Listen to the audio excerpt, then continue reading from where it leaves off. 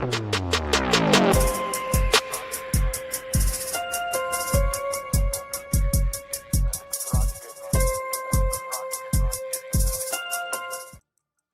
just like that, ladies and gentlemen, we are back. Grace and peace, everyone. Hopefully you had a wonderful Friday. It's the weekend officially. And we got something to talk about. We knew it was coming. We knew she was going to do it. We knew it was going to do it. It was your girl was going to do a video, and she's currently doing a video right now. I don't know if she's staying up late or whatever. So I just got in the house. I'm trying to see if the video actually ends so we can start from the beginning. But either way, we're going to talk about it. But I want to bring in, before we do that, shout out to everybody who's jumped into the best live chat on the internet. I know y'all, I know it's been a wild day. It has been a bonkers day, but we made it through. We really have made it through. Grace and peace. So real quick, I want to talk about this tweet that's gone out there on the interweb. This was earlier today. I don't remember exactly when I captured it, but anyway, listen to what Joel Berry says. Shout out to Joel Berry. He's out there making waves, giving headaches to Candace over on the Twitter space. He says this: in the last year, Candace and Tucker have given our side nothing but demoralization, division, confusion, and conflict. Like, I don't know where a lie is detected in there. I don't know. Their impact on the right has been devastating. They've made us weaker, and they've won nothing except clicks and ad revenue for themselves. Pathetic. Okay. I don't see any I see nothing there that is a lie. Listen to what Candace says. Very important for you to know that I am not, nor have I ever been, on your side. Hope this helps. Okay, there we go. So if anybody's ever wondering if Candace considers herself a conservative on the right, a Republican, whatever it is, the term you need, she has now made it very clear that she never was. And I think this goes on my list of what I said about her. She was never a conservative. She has always been cosplaying as a conservative. She's a liberal cosplaying as a conservative. And she said it right there. Now, we could say that, sure, she's saying she's not on Joel Berry's side of the discussion. Okay, that's fair. And I can see where you might come up with that. I think you're wrong, because Joel Berry says in the last year, Candace and Tucker have given our side nothing but demoralization, division, confusion, and conflict. Their impact on the right. It is fair to assume that he's saying the right is the our side that he's referencing up here in the first sentence. There's a reason why I'm going over this, because I heard a clip of Candace, the video that we're about to watch, that she's currently doing right now. And I want to talk about those proper proper nouns and improper pronouns. Let's keep going. They've made us, who's the us? The right or our side. It's fair to say that she doesn't see herself as a part of the right. Conservatives or Republicans, GOP, whatever the term you need, it's fair to say she doesn't see herself as a part of that. And she says she's never been a part of it, nor has she ever been a part of it. Is it fair to say that she's always been cosplaying as a Republican, cosplaying as a conservative? I don't think that's a lap too far. I don't think that's a lap too far. So shout out to the best live chat. And I like how Susan said it right here. That's probably why Charlie started distancing himself. I feel very comfortable that is why Charlie distanced himself, because he realized she wasn't a conservative. He realized it. Maybe he didn't realize to the extent, but I think either you want to say he realized she wasn't a conservative, or he realized she really wasn't a Christian. One of those two things, maybe both. To some degree, shape, or form, Charlie Kirk realized. Now, granted, he still platformed her last year in other instances where she was allowed to still speak post being let go. Maybe he still was trying to see if there's a bridge, keep the avenues of communication open, whatever like that. That's the best I can conclude. I can't come up with anything better than that. But I want to know what y'all think. Shout out to the best live chat on the internet. Thank you so much, Chuck, for stopping through this evening. I'm excited about this one. I won't be able to, I think he said able to but I'll certainly watch later. Well, we'll leave the light on for you, my friend. We'll leave the light on for you. Thank you so much, Beth, for jumping in and give me your like number. Thank you so much. There's 142 folk up in here already, which is amazing. Susan said, "Look, I can't." Suzanne said, "I can't with Candace. I'm waiting for Jay Witt." Hey, well, thank you. I'll take that as a compliment. I accept that. I receive it. I do. Thank you so much. I'm gonna get ready and capture this one and download it as soon as it goes hot. All right, got it. As soon as it's done, I'll have a copy of it just for my own posterity. All right.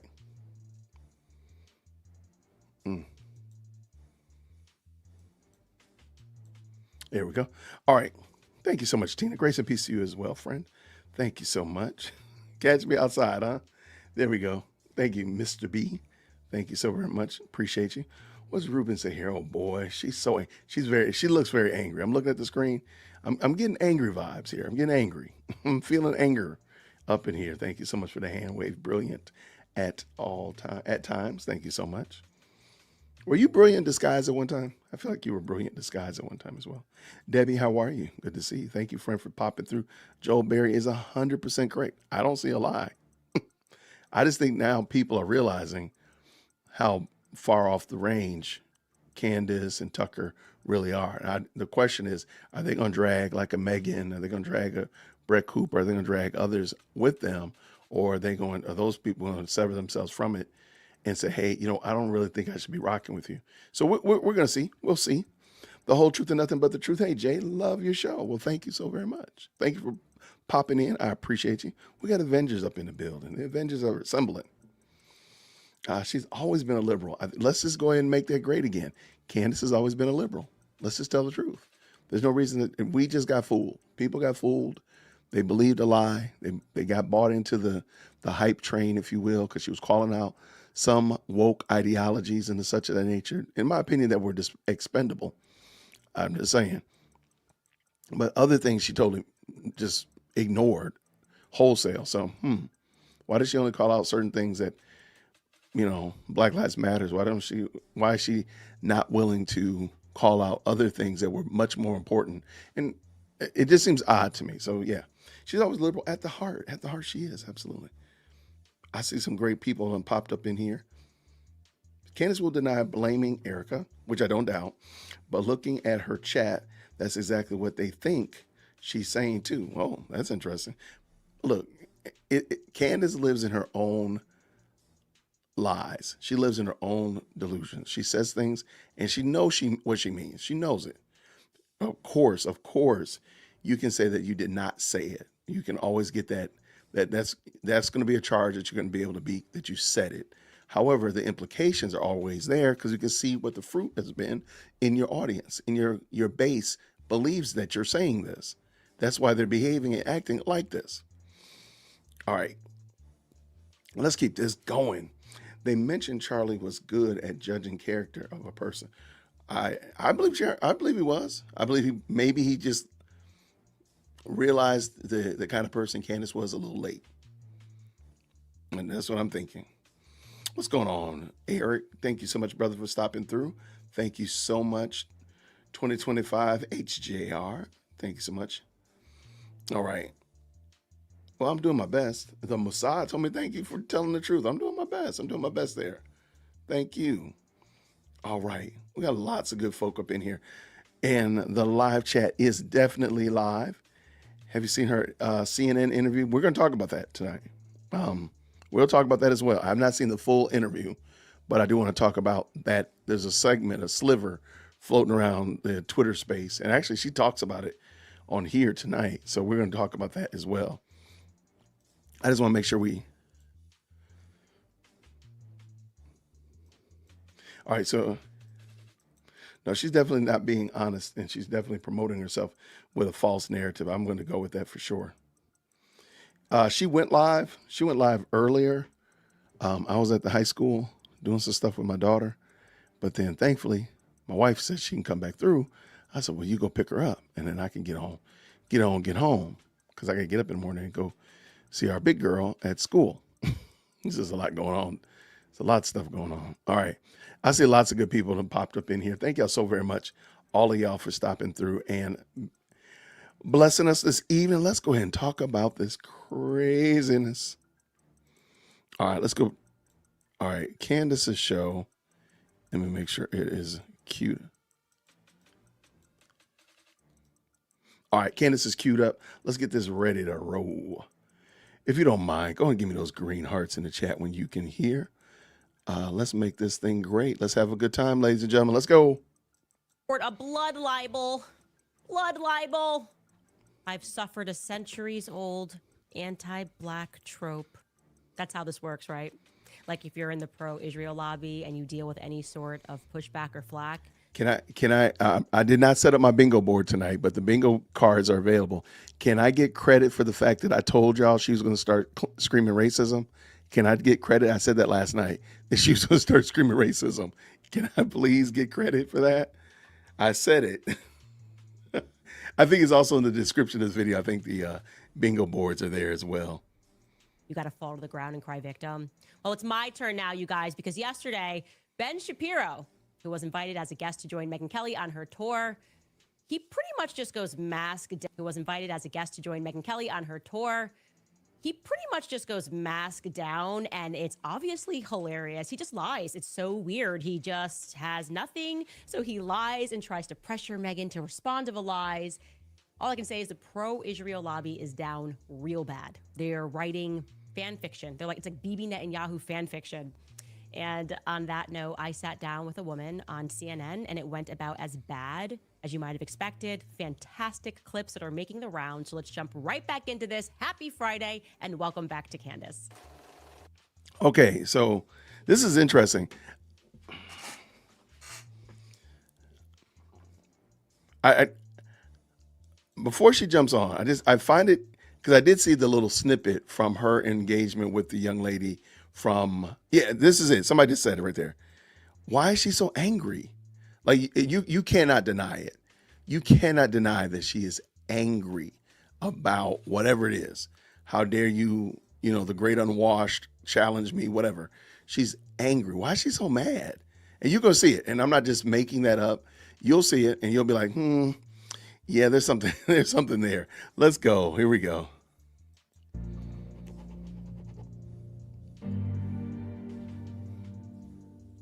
I don't know what to say other than it was the purest form of anti-Blackism that I've ever experienced.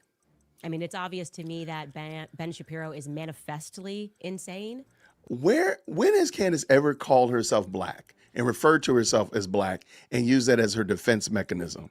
As long as we've been watching her with the Macrons and now the Charlie Kirk and now this right here, I don't think I've ever heard her say that. And now I'm sure she has somewhere, I'm sure, but it just seemed like she's using that. Wow. I said it yesterday. I said, she's going to start using racism. And there it is. I mean, not even 24 hours later. Crazy work. Okay, let's go. Last night, he was gripping the microphone as he would the neck of a black woman. I'm kidding. Obviously, those are not my quotes. Those are actually direct quotations from Ben Shapiro himself when he accuses others of anti-Semitism. Whenever he hears anything that he doesn't like about Israel, those are actually his words. This is a real live tweet from Ben Shapiro accusing any American Jew who is pro-Israel of being Israel first is a pure form of anti-Semitism. That was directed at Nick Fuentes, which we'll circle back to. Also, this was a real tweet directed at Ron Paul. Ron Paul is manifestly insane. As in previous debates, he is now gripping the pen as he would the neck of a Jew. Ron Paul? Really? That was 14 years ago. I'm not saying that was right when he said it. And the other one was almost 10 years ago. That's some crazy work, man. Like, Candace can't find anything new. Find new issues to deal with. 2011, like, that's crazy work. Okay, Candace, okay. This is crazy. This is another tweet. Perry had the memorable moments of the evening. Had the memorable moments of the evening other than Ron Paul's corpse leaning forward from the grave and strangling the Jews. I don't know what's going on, man. I don't know what to say other than Ben is a funny guy. He is. He's never trying to be funny. He just is funny when he's being serious and he's being seriously angry about a topic.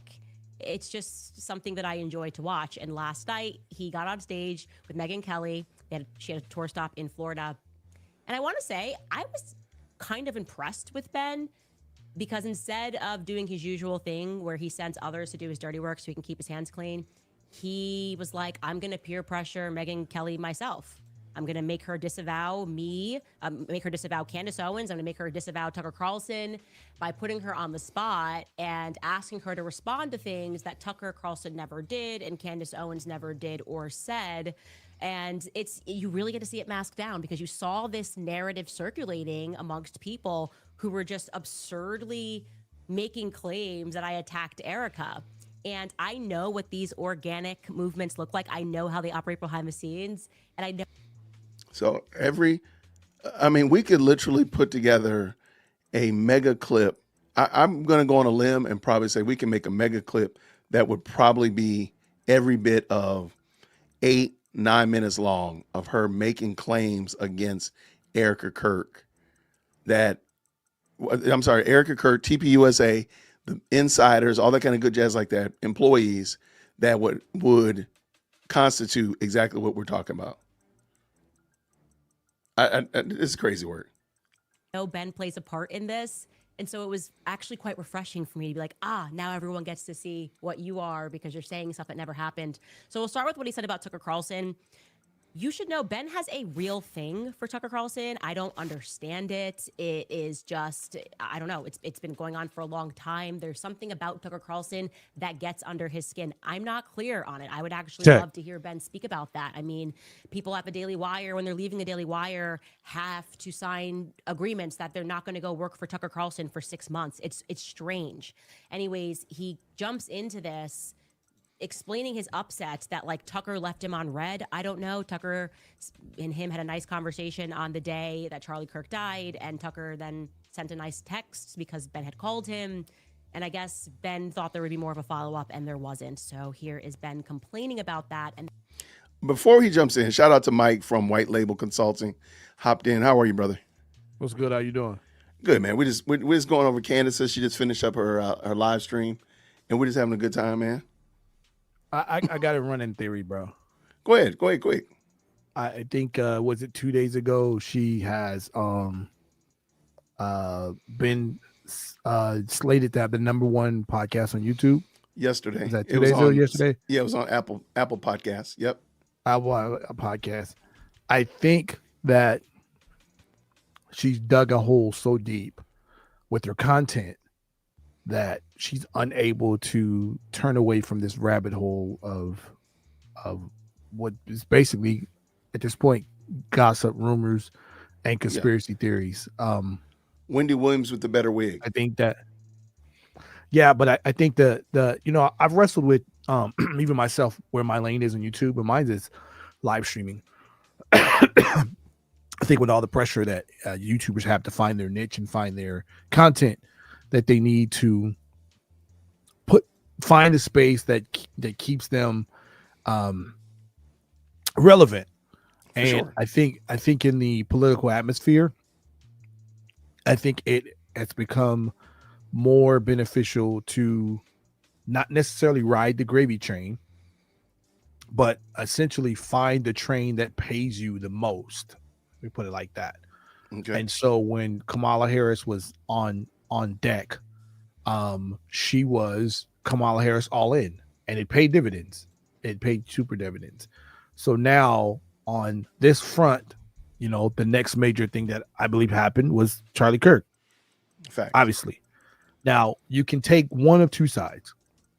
You can take the side that let's say a Steven Crowder would take to just go all in, not necessarily into the Charlie Kirk case, but just become the second coming of Charlie Kirk, or actually the first coming because he was doing it before, right? Facts. Or you can take this conspiracy theory side, because there's really no, in my opinion, there's really no debate on what happened. Somebody hated the man's view, and so as a YouTuber for Candace, who has experienced such success especially coming off the heels of the Marone documentary, coming off the heels of the Kamala documentary. You need something else to keep the same amount of traffic coming to your site, and I think this was the only way for her to stay relevant, because if you look at the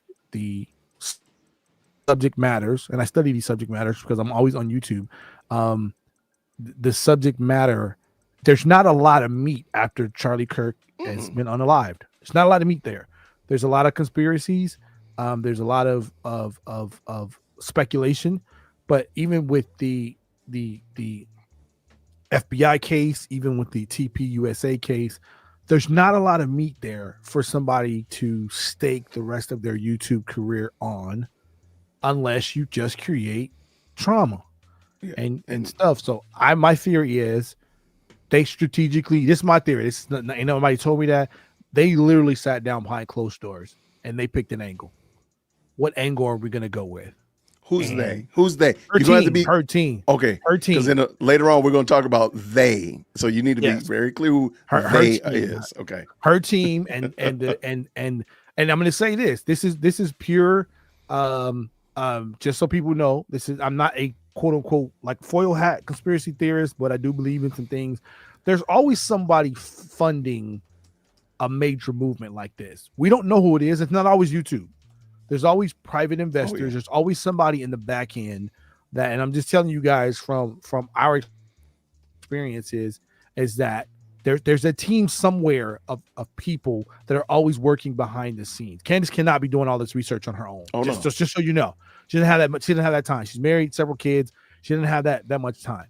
So there's always somebody that's behind the closed doors. And I'm not saying that they're like the Soros type, but there's somebody there financially who is supporting this outside of YouTube. You just can't depend on you. There's got to be other forms of revenue. So whoever is in her team now, her crack team or whatever, they sat down and this is my theory, and they strategized that this was the angle they were going to take. We're not getting a lot of information on Charlie Kirk. We're not getting enough, prosecution fashion. We're not getting this. So let's sit down and what's the best angle we can go with that, one, would keep our name relevant, and two, would bring people's views to the channel. A feud with Ben Shapiro, always views. Critiquing the TPUSA privately, saying that Charlie Kirk was close to becoming a Catholic and he was praying the rosary and he's too smart to be a Protestant. Saying the Jews have unalived Charlie Kirk and they betrayed him, and then hinting at the government because he got a holiday or whatever and all this different stuff. Like, this is me strategically marketed to continue to keep her on top. That's me. No, attacking Megyn Kelly, words for Tucker Carlson, like basically being the Kanye West of YouTube, where now everybody's enemy. That's that's my working theory. No, and that's fair. And I think anybody who says anything favorable immediately jump to their defense and say that they're being attacked. Brett Cooper, say they're being piled on. Megyn Kelly, say they're being lumped in with her, Tucker Carlson, so that she can build her a little coalition of people that seem to sort of kind of align with her, but really at the end of the day, they're just as expendable as anything else. Let's keep this going though, because it's a little longer tonight. All right, Mike, thank you. To the accusation that Tucker Carlson somehow supports Mom Donnie. I don't know. Take a listen.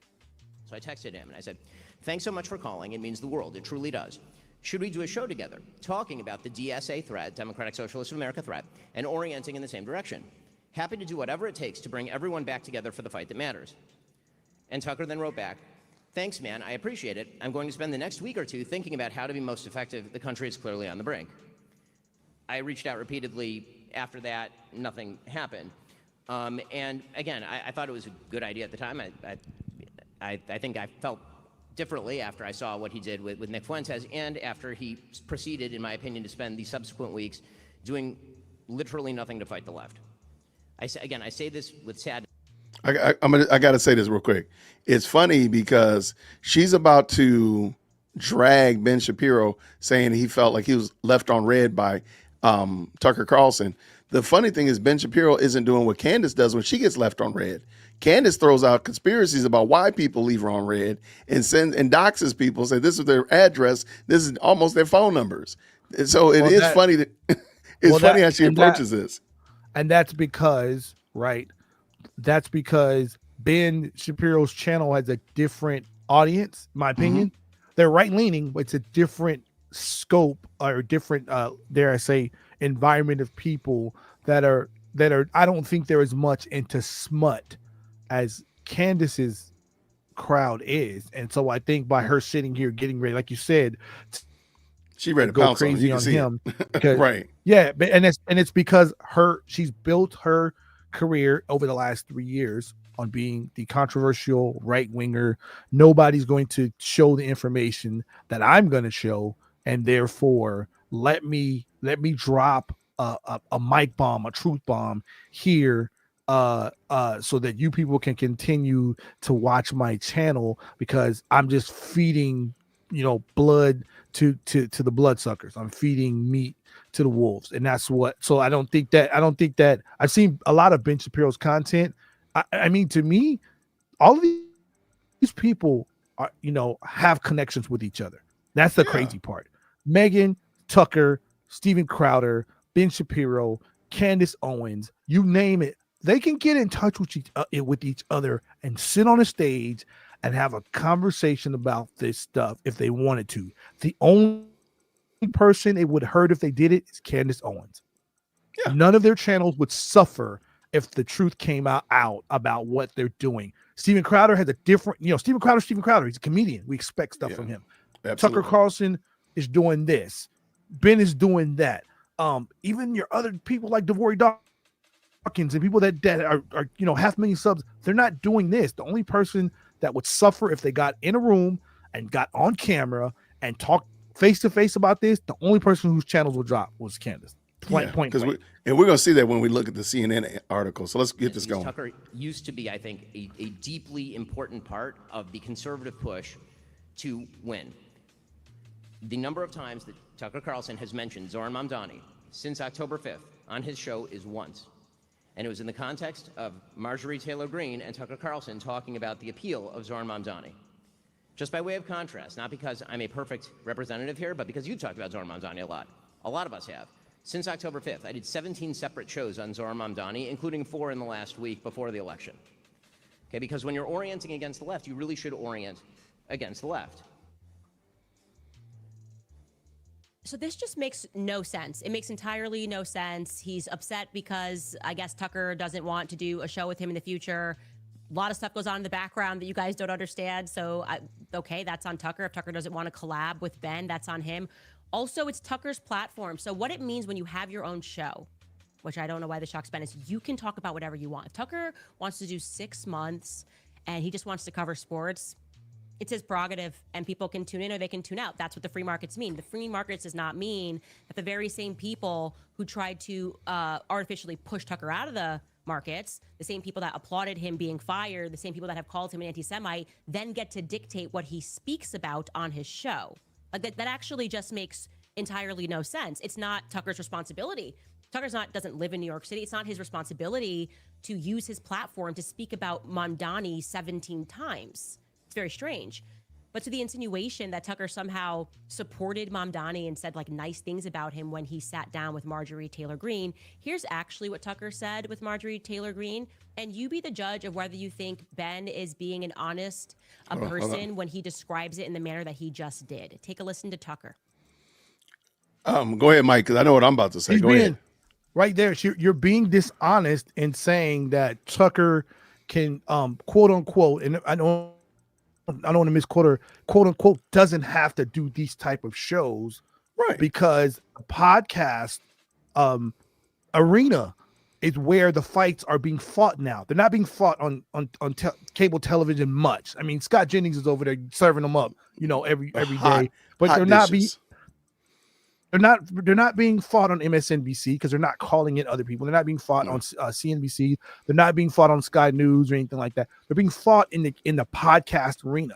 So in the podcast arena, where there is two sides, all right, and there's right and left. Let's just call it right and left, but there's far right and far left, which are fringe. Then the far right, and your Nick Fuentes and all these other guys who are shock jocks. But she's being dishonest by saying, well, Tucker doesn't have to do this because what is Tucker known for? Like even looking at on her channel is the last 4 videos. Ben Shapiro's crying again. Number 1 podcast in the world. Mondani wins. Charlie Kirk questions MAGA. Kash Patel dances around Israelis. Erica Kirk again. Charlie Kirk again. The Egyptian military. Why is Trump asking? You didn't do anything about Mondani either. Let me jump in real quick. Let me jump in. Just because he didn't say that he was saying Tucker Carlson supported Mamdani. He was saying that this is a big deal, that New York has hired as Islamic socialist as mayor. That's a big deal. And I think it's very fair that Ben is saying, hey, y'all didn't even talk about it when he was on the campaign trail. You didn't even mention him at all, which is the thing. Not saying that he supported him. And I'm pretty sure this is what this is going to say, this video with Marjorie Taylor Greene and Tucker. No, we're not saying you support him. Is what they're saying, however, is that you didn't even mention the fact that this is a big deal. And she didn't either. And she didn't either, right. I think you didn't mention Mamdani until after he won. You were busy making videos about the alleged the alleged attempt by the government and TPUSA to unalive Charlie Kirk. That's all you talked about. That's it. So now in New York, they we keep calling him a socialist. He's communist. Okay, whatever. You can call him whatever you want. He's the worst thing y'all can get.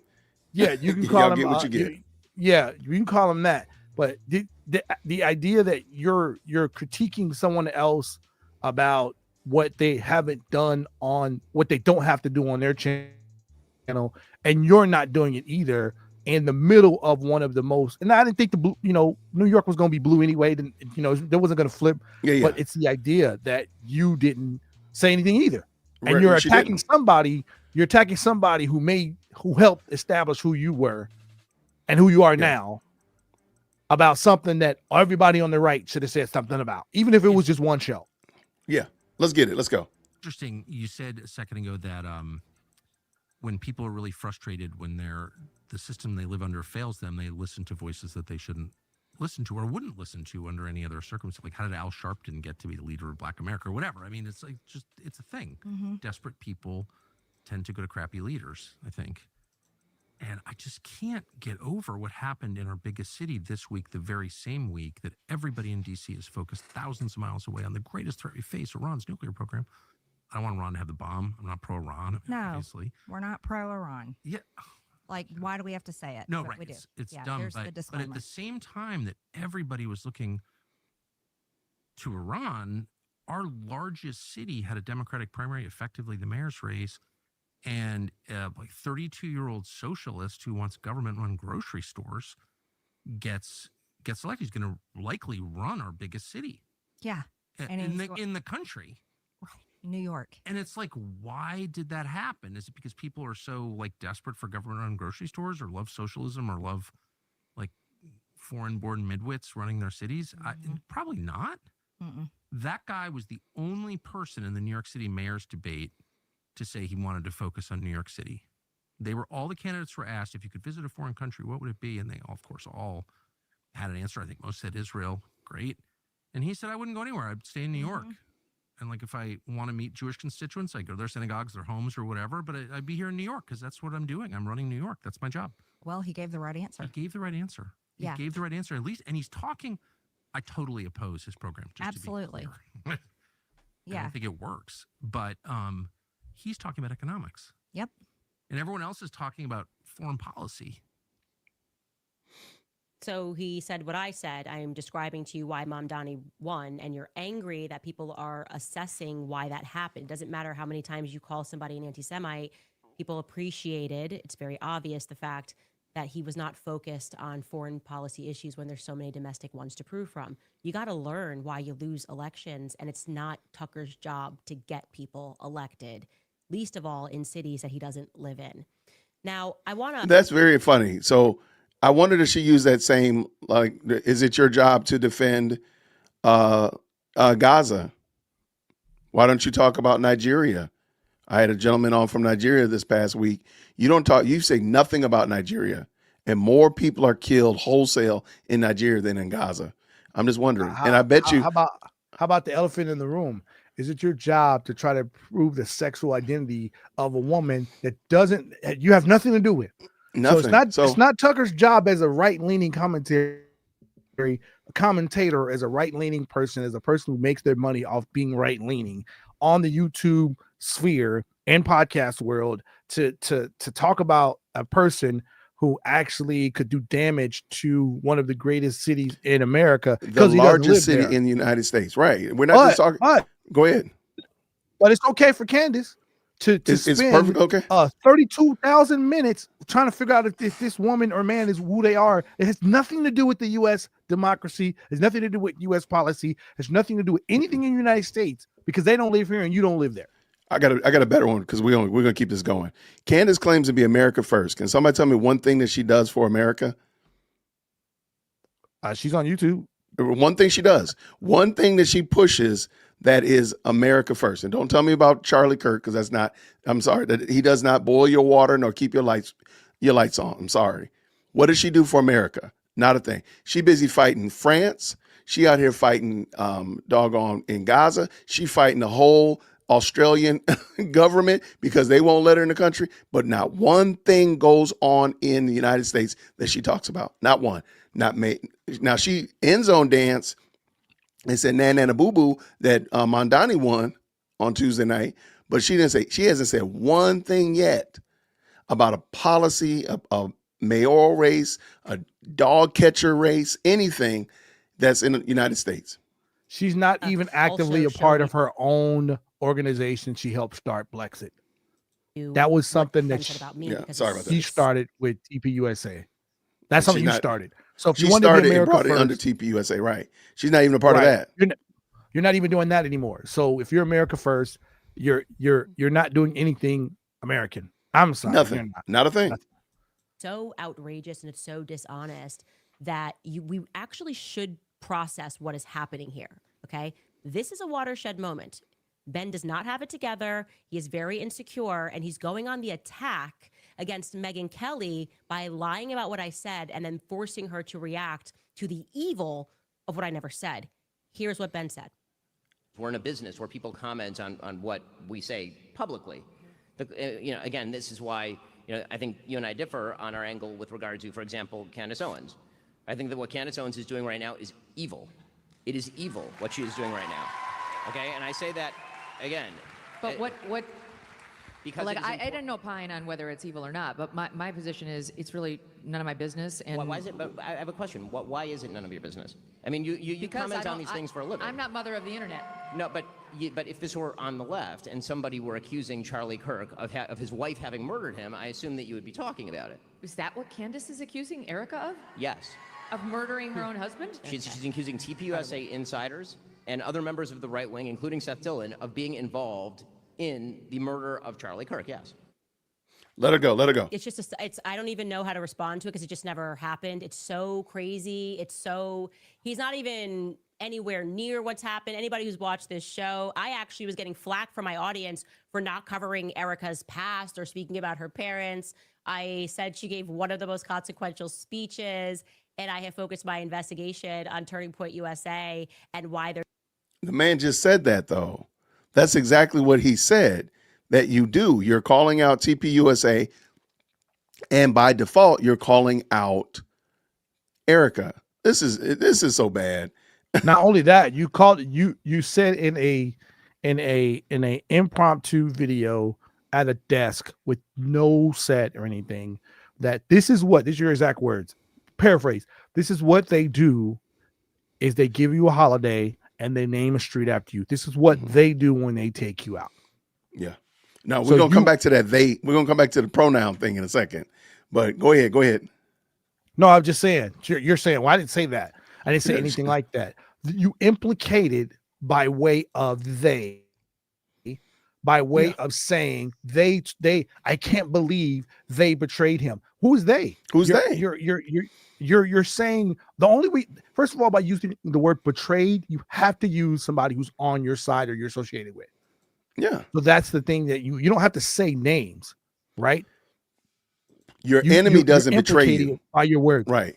No, your enemy doesn't. Right. Unless your enemy is from within, and the enemy of my enemy is my friend, or but you're right. If you were my enemy, then you would not be betraying me. You would be just doing what you're doing, being my enemy. But if you were my brother and you riding with me, then all of a sudden, lo and behold, you stab me in the back, then you have betrayed me just by default. That's by simple definition. But I don't think, I think she really wants people, and I've said this before, she's going to use that. She never outrightly or directly said it as her defense. Like, I never said that. When everybody agrees that you have said this, because she just wants people to believe we just made it up. So let's see what she says. For telling certain lies.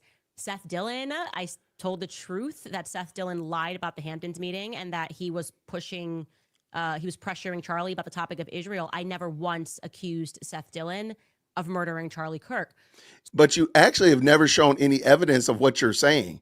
You just say that. Now, Seth Dillon showed receipts. You never did. Bill Ackman showed receipts. You never did. And I think that's adorable that she's now saying that, again, she's still trouncing out the exact same trope that, hey, I never said that you did this. I mean, clearly people believe that you did, hence why somebody threatened Seth Dillon. This is doing here? This is why I believe, and you'll probably do it later, why her team, whoever it is, has strategically placed certain subjects in her purview and actually instructed her off camera how to speak about them, so you could deny participation, plausibility. You say, hey, don't say the name Trump, or don't say Eric, or don't say TPU. What you can do is you can actually just imply, right? Don't even say allegedly, because if you say allegedly, you're actually accusing somebody of something. You're accusing somebody, right? Here's the language that you use. It's my own theory. She's being coached to stay relevant, because that's the only way that she can stay in this my friend, right? I'm going to get to the bottom of this. That's what you said. So by saying that almost disqualifies anybody else, including the head of the FBI, from actually getting any results, because your crack team are going to get to the bottom of this. Yeah. Let's get this done.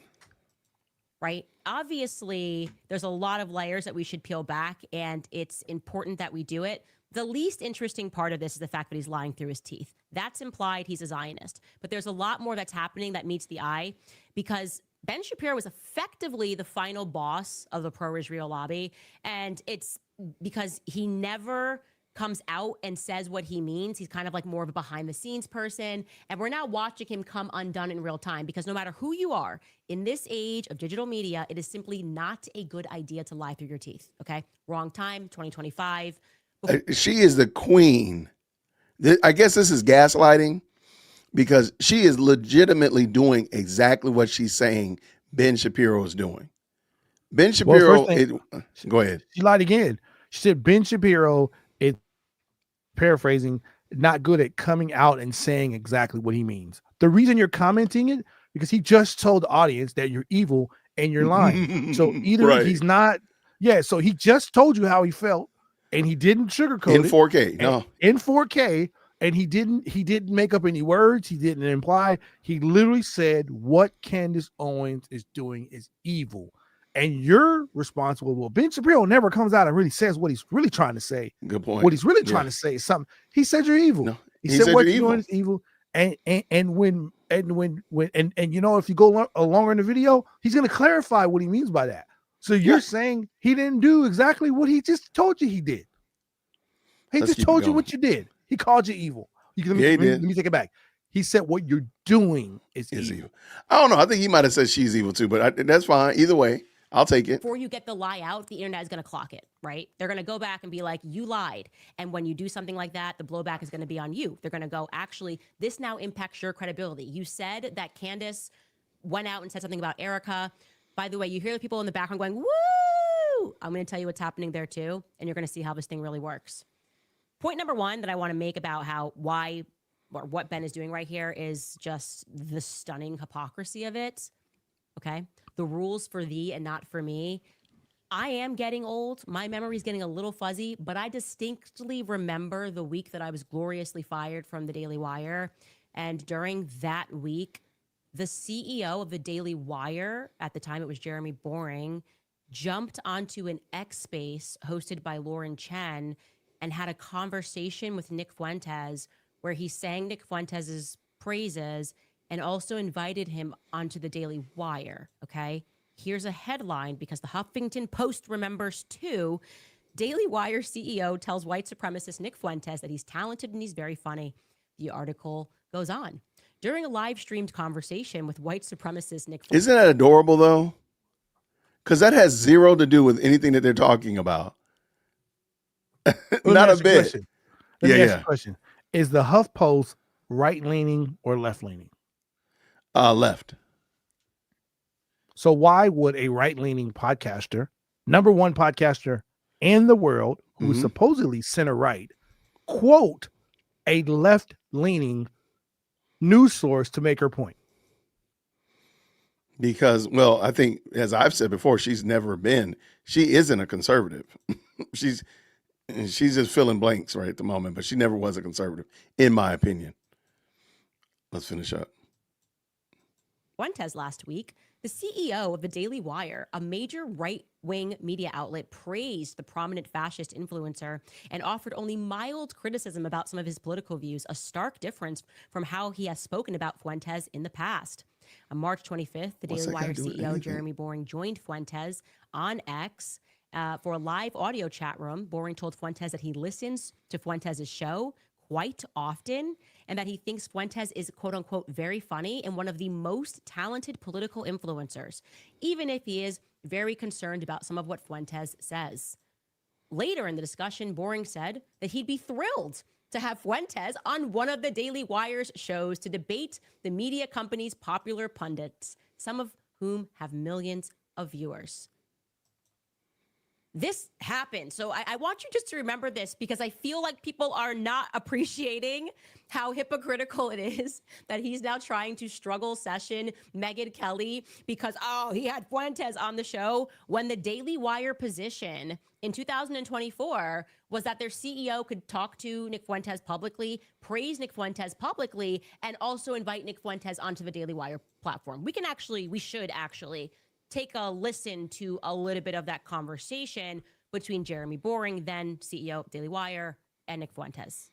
What does that have to do with it? Go ahead. Two questions. Did Ben Shapiro say that? Or did Jeremy Boring.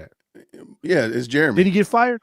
Yeah, he did. Did he get fired? Yes. Okay, and then number three, did you not read the last sentence that said Jeremy was very concerned with his views? And she read it, but she don't think. I don't think. And the only reason they would bring him on is to debate other people. I don't. You said he's funny, he's talented, but we're only bringing him on to debate, and we're concerned about what he actually has to say. That's the full context of the quote. You extracted the stuff that made your point that has nothing to do with the conversation. What is her point, though, Mike? I don't even get. I thought you were talking about Ben Shapiro and Megyn Kelly. Why are you not talking about that? So what I think she's trying to do is I believe she's trying to poison the well before she brings on where Ben Shapiro talks directly about Nick Fuentes, because she's kind of jumping around the conversation. I had the video and I'm dropping it tomorrow morning, but I digress at that point. I don't think she wants you to think about this in light of what she's going to read in the Daily Wire, not in light of what was said on the stage with Megyn Kelly and Ben Shapiro. So let's get it going. She's taking I'm going to use a sports analogy. She's taking the Kobe era Lakers and trying to make something that happened wrong with the Kobe era Lakers and make it the LeBron era Lakers. they're two different Daily Wires because the CEO is not the same. Right. Even though Right. Ben Shapiro is a part of it, Jeremy has nothing to do with this conversation at all. Not a bit. Ben was talking about Tucker Carlson and Candace Owens. That was it. Candace Owens is talking about Slewfoot the Duck, the Thundercats, Voltron, and Boo Boo the Fool, and they're not talking about the same thing. None of them are. Let's keep it going. Take a listen. People can say, well, I don't like what you say about this and that. I don't like that guys like Shapiro will not say Christ is King, America first. I think they forfeit their ability to lead. I would never listen to somebody that can't say those things, because, I mean, those things are really the foundation of wisdom, which is the love of God, which, as you say, goes through the Son, as we all know, can only go through Jesus, and oikophilia, which is, your love of your home, your love of your homeland that you reside in, not some other homeland. So I just want to get that across to you. It's kind of a strange circumstance that we're talking, but that's how I feel about it. And I'll say this, Nick, that I listen to your show quite often. I think you're one of the most talented people out there, and I'm very concerned about some of the things that you're saying. I wish, I think that you're a very gifted communicator, and so it's hard for me to imagine that you consistently miscommunicate some of these things. And I'll hope that I'm wrong and yield the floor back to all the people who actually came on here to talk to each other. What the heck? He just said you're a very gifted miscommunicator. He just said it in plain English. You are a very gifted miscommunicator. He just said it in plain English. Am I lying? No. Chad, am I lying? He just said you're gifted at communication, miscommunicating. Right. You can clearly miscommunicate often. It's so wonderful how clearly you get it wrong. Facts. I think this is adorable because she thinks this is, again, she's telling you what to think about it. Then you hear it and you think about it the way that she's already described it to you. And this is not actually what happened. Not even a little bit. Let's pull this back in. Let's go. Wait, let's go. Anybody want to help me out why it's now different? Yeah. What could be different now that it was okay when the Daily Wire was open to doing it, and then Tucker did it, and now it's suddenly not okay, and it's the worst sin that could ever happen to speak to Nick Fuentes? It wasn't speak. It wasn't speak to. That's the first problem. It wasn't speak to. It was debate. That's a whole different game of cheese. So let's. But she just did that. She just did the okey doke to her audience that all Tucker did was speak, and what the Daily Wire former CEO was saying was to speak when he clearly said debate. He did, and he clearly said in front of everybody, yeah, you're a gifted communicator, and I'm so surprised how often you miscommunicate. So, and also, if you go back and watch that clip that she played, you see Candace is in the room, and she gives it hearts while Jeremy Boyer is speaking, and she's giving hearts while he's talking. And so she's basically tacitly agreeing with what he said, which is crazy work to me. That is some nasty work. Let's keep it going. Number two I'm going to make here is the stunning hypocrisy again, okay, of him picking the topic of Charlie Kirk to pretend that he's noble, to pretend like he has to say something, even though he's lying, in defense of what's happening to Charlie Kirk's widow, when it is just a fact that Ben Shapiro did a lot of things behind the scenes to stop the rise of Charlie Kirk. It's a fact, okay? Here's another text message. I have literal hundreds of them pertaining to Ben, sending his YAF boys, the YAF boys, the National Review peeps that were coming after us, writing articles, the one that I showed in this little, our thumbnail here. We can show this conversation. Yeah, it was a headline. Ben Shapiro's YAF launches smear campaign against Charlie Kirk and Candace Owens. Hey, Charlie, wherever you are. Hold on real quick. It's happening again. Hold on real quick. I want y'all to notice that there is no timestamp on here, okay? I want you to notice that there's no timestamp and put a pin in that, because later on we're going to talk about the absence of timestamps on things, which is going to be interesting. Also, there's an absence of timestamps. You don't know who this conversation is between, right? And I don't know. I I'm a skeptic. I'm not big on saving pictures with messaging as far as like this could be easily faked. Easily. I'm not saying it is faked. I'm saying it could be easily faked. I'm not saying it's fake, right? I'm just saying that this is not evidence. To me, this is not evidence. You know what would be better if she actually pulled up the actual article that this is allegedly referring to, just so we can see it and like, hey, here's the article. Oh yeah, and here also I sent, because we don't know who sent this. We're assuming it's her. Well, we don't know what it says a t.co, which means it's a Twitter link. So but you can look up this. You can look up this article. I mean, this article would still be out there somewhere, wouldn't it? Right. But what I'm saying is that she didn't share the link to the article. She shared the link to Twitter article. So I'm saying if you were going to share that, if I was going to share a link, just like she shared the link for the HuffPost, I'm not going to share a Twitter link. I'm going to share a link to HuffPost. She shared it from Twitter. So this is somebody else. It's almost like retweeting something else. You see what I'm saying? That's the way I'm looking at it. Okay. And I'm looking it up too. Yeah. I'm looking it up. We got to keep going. But I'll look it up and you keep going. Yeah, rock on. Let's go. Because why is Google not finding it like right away? Yeah, it was a headline. Ben Shapiro's YAF launches smear campaign against Charlie Kirk and Candace Owens. Hey, Charlie, wherever you are, it's happening again. It's just a smear campaign. I don't know why, but this is what Ben does. And it is also interesting that when I was telling you that Ben called Charlie and he was lamenting the fact that Charlie and I had this friendship and warning him that he shouldn't have him, Charlie felt like Ben was like throwing down like slave owner vibes. And he was just like, he thinks I like own you or something, but I'm going to show you the text messages because otherwise you'll say it didn't happen. Here we go. This was, again, everything. Ben was going on people's shows and talking down about me and Charlie. And he said, you're bigger than Ben now. And walking into the White House yesterday, I realized that. I said, I know, he hates it. And he said, we just have to treat him like noise. He wants you to punch down to him. His respect amongst movement fighters is quite low.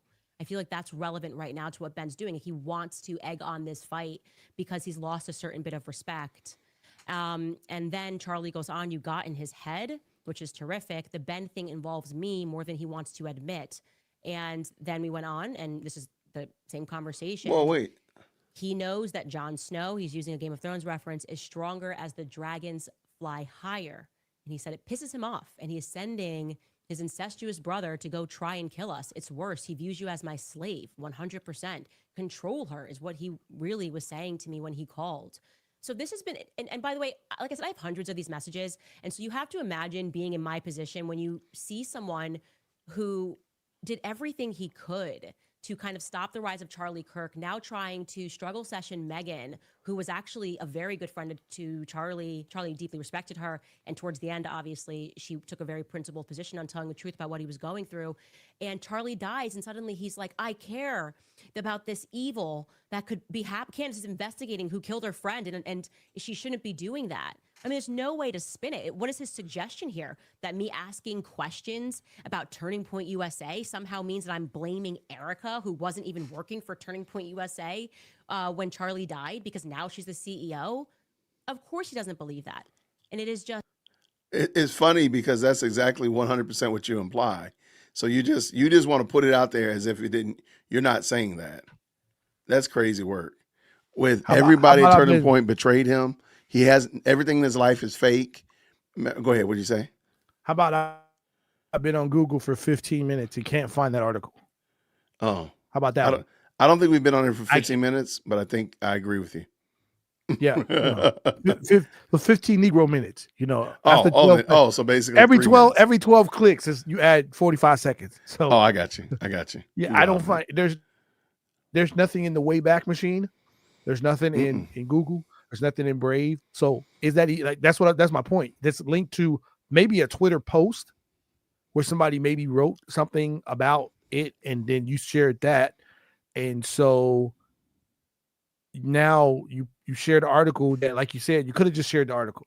Could have shared the article because I don't think that guaranteed made her point. So it's not verified. She doesn't have any evidence to that point is a screenshot of something. Again, I'm not inclined to give you any movement. I got to see the evidence myself. And if you can't find it, I can't find it. I'm gonna put that in the suspect pile and keep it moving. But let's finish up. Let's go. So, to me, it is truly so gross to do this to a person that you tried to block, and you just, now that he's dead, I guess you want to sort of rewrite history. That's what you're trying to rewrite history and pretend that you're his ardent defender. Now, is that not the most comical thing on the planet? That's what you're doing, Candace. You've been doing that for 8 weeks. You've been doing just that. Months. Not ever since Charlie Kirk died. He died 8 weeks ago. I'm saying, but the pattern of what she's doing is, it didn't start with him. I'm just saying the pattern. No. That's what I was saying. Gotcha. Another point that I'd like to make is the stunning hypocrisy again and again when you stop and you consider that he's pressing Megyn and referring to this as an evil, the thing that I never said or did. But this is the same Ben Shapiro that roots the destruction of Gaza on. He supports and congratulated Randy Fine, who has literally tweeted laughing at photos of dead Palestinian babies. But I guess Tucker Carlson speaking to Nick Fuentes is just so much worse than celebrating, and not just celebrating, interviewing a man who is committing an actual genocide, okay? That's not up for debate. That's what they're trying him for. Bibi Netanyahu is committing a genocide, and Ben Shapiro sat down with him last month. And do you guys think he pressed Bibi Netanyahu on the point of a genocide? It's funny because when Tucker Carlson was on stage, he joked about meeting with cannibals who in don't quote me on this, in Rwanda, I believe it was, literal cannibals who eat people, and they were joking about, do the people smell bad? Or do they smell like chicken? That's what they were talking about. That's crazy work, man. That is some crazy work. So if you want to talk, I mean, okay, fine, Candace. Okay, fine. But I'm just going to say this again. I put the bouncy out there. If anybody can show me something that Candace is doing and a campaign that she's pressing that actually helps America first, let me know. Because she claims to be America first. But everything out of her mouth is pointing 9 time zones away to a little sliver of land the size of New Jersey. I'm just wondering. I don't understand how you could just go out there with your hair on your chest and you're just like, yeah, how dare you not make a comment, Megyn, about Tucker Carlson? How dare you not make a comment? I care now about Charlie Kirk now that he's dead. I care about him and what's happening. Candace trying to find out who killed him. That's evil. You're lying. You lie when you have nothing left. So the question becomes, what is Ben actually doing here? Because it's certainly not principled. I think we can put that to bed. It's actually also risky behavior when it comes to Ben Shapiro. Like, he doesn't usually come out of the gate like that. And I think a couple of things are driving this unforced error. One, I do believe that he is actually scared of Nick Fuentes, okay? I think that fear comes from guilt. Nick's backstory, don't care what you think about him. You already know I don't like Nick Fuentes because of how he treated me. But the backstory is compelling. Okay, I got a feeling. How do we know? How do we know you don't like Nick Fuentes? Well, you haven't made no videos about him. How do we know what you think about Mom Donnie? Never done a video about Mom Donnie until after you won. You just criticize Ben Shapiro about making comments about Charlie Kirk after he died, as if any of the relevant topics you could have made videos about, you didn't do until after it was too late. Let me also point out, I don't think Candace has said anything about Charlie Kirk and her deep friendship for Charlie Kirk before he died. I don't think there's any. No. I don't think so. I know, because I know she was deep. I'm with you. She was waist deep in the Macron case before that, and before that, she was at the Daily Wire. And sorry, she was deplatformed. And she was super deep into the Kamala story. Yeah, I don't think she's done 25 anything. Videos, 30. Yeah, I would love for somebody to Kirk until after he died. Say again. She didn't do anything major about Charlie Kirk until after he died. Right. She made no reference to, this deep appreciation for TPUSA, the great things that they're doing, being a part of Blexit, which is under TPUSA, that you started with Tatum. Nothing. I don't think there's anything. I don't see any evidence that you have done anything about Charlie before he died either. So you and Ben are in the exact same boat. Y'all can order some Mai Tais while you're sitting on the Lido deck. I learned the backstory listening to Jeremy Boring, the former CEO of Daily Wire, sit down with Nick. So I was right after I'd been fired, and I didn't know what Ben and Jeremy admitted that they did to him. And so I think if you artificially push somebody out of the market, and Ben has never come out and denied anything that Nick Fuentes has said. Also, Jeremy Boring didn't deny it in a conversation with him. So we have to assume the story is true.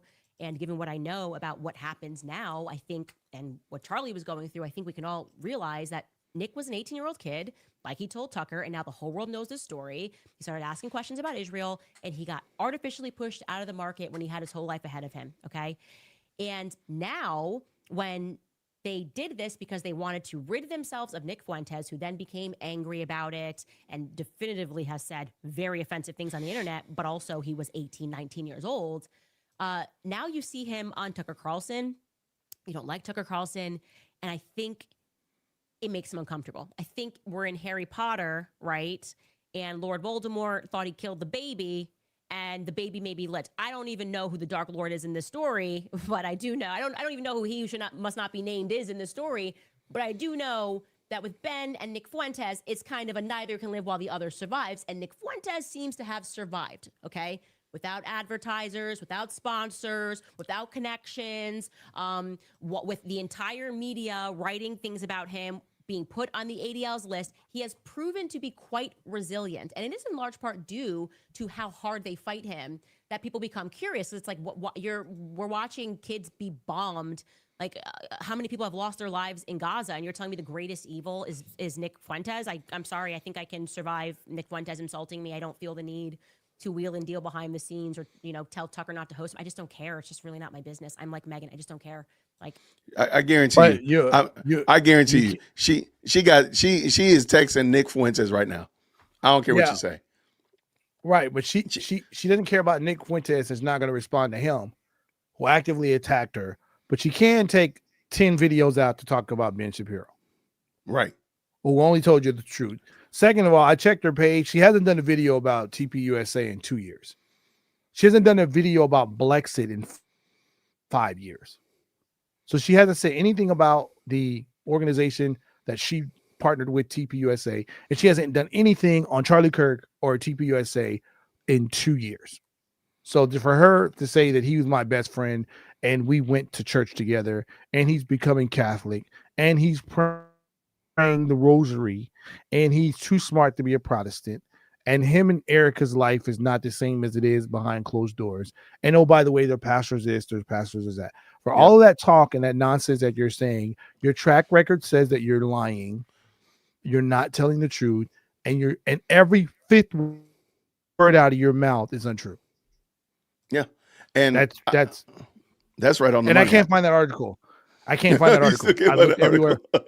I can't find any. I can't find anything that has the title of it. I can't find any history of Ben actively smearing Candace and Charlie in the same sentence. I can't find anything that even remotely points to that screenshot. Ask ChatGPT if they can find that article and put it in there and say, hey, looking for an article. Ask ChatGPT for that. Hey, let's finish. Let's keep this going. I do you one better. I got a Perplexity Pro membership for free. They're better at research. I'm going to ask all three of them. I'm going to ask ChatGPT, Claude, Gemini, and I'm going to ask them all. Can y'all find this article or anything remotely? Yeah. Make it so. Let's go. Okay. If somebody wants to be a fan, they can be a fan of Nick Fuentes. And I sense that's interesting. Insecurity here in the fact that 10 years on from when Ben had this thing that happened to Nick Fuentes that he tells a story about, now Nick Fuentes is still here and Ben's influence is waning. It just factually is. Okay. Another thing that's happening here, and this is on the point of Megyn Kelly and going back to the woo, making it sound like Ben's got a popular position about me. I sense that the pro-Israel lobby is on the brink of collapse. They are desperate for allies, right? And they're so desperate for allies that they're forcing them away. That's what they're doing to Megyn Kelly, right? They're showing the world right now they are willing to lie to get what they want. Ben is lying right now to get what he wants. And for whatever reason, the pro-Israel lobby believes that this repeat failed strategy of lying and threatening people is going to work. Now, you might be asking, well, how is Megyn Kelly being threatened here?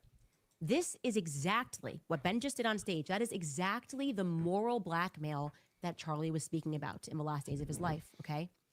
Ben is morally blackmailing Megyn, right? She doesn't know anything that she's saying. She has no evidence to that point. And I think it would be interesting if she played the full clip. Again, I play the full clip tomorrow. If you want to watch the video tomorrow, make sure you like that video, please. By the way, let me just stop. Sitting across from her, the threat is her reputation. I found the article. He's saying Candace is. Oh, you found it? 2018. It was Ben Shapiro's sponsor says that joining TPUSA could inflict permanent damage. It was an internal memo from Kimberly Begg, and she was advising their students about TPUSA. So she's an actual sponsor of Ben Shapiro. It does not indicate that Ben Shapiro was part of this. I got you. Interesting. Okay. Yeah, drop it in there. But it was from 7 years ago. That's so the absence of timestamps is you're spot on. Why didn't you put the timestamps about this on the message? You just shared it a couple days ago in 2025. This memo was sent out May 25th, 2018, and you're using a 7-year-old letter to say Ben Shapiro was smearing TPUSA. There we go. Hey, drop it in the chat so everybody can check it out. Attacking a grieving widow and accusing her of murdering Charlie Kirk. Will you disavow this evil on the spot? And he's got these fake people going, woo, yeah. And you can see Megyn's uncomfortable because she's like, well, did she say that? Man, like maybe that is evil. Like does that happen? And he doubles down. He's like, yes. She said Seth Dillon murdered Charlie Kirk. Will you disavow this evil? Watch us play it. That is moral blackmail. Are you a better person than to accept Candace Owens, who has attacked a grieving widow and is saying to that grieving widow that you murdered your own husband? That is moral blackmail. Now, speaking of on the spot, everything that you just saw happen here, and Megyn Kelly, I hope you see this. Truly, you guys, send this clip to her. This is really important. It is pre-planned. It is not organic. The supporters are not organic. The questions are not organic. We can pull back another layer of this onion so you can understand how vicious politics is, because it is vicious. You might remember, maybe you forgot, but I spoke at YWLS in 2024, right after I was fired from the Daily Wire.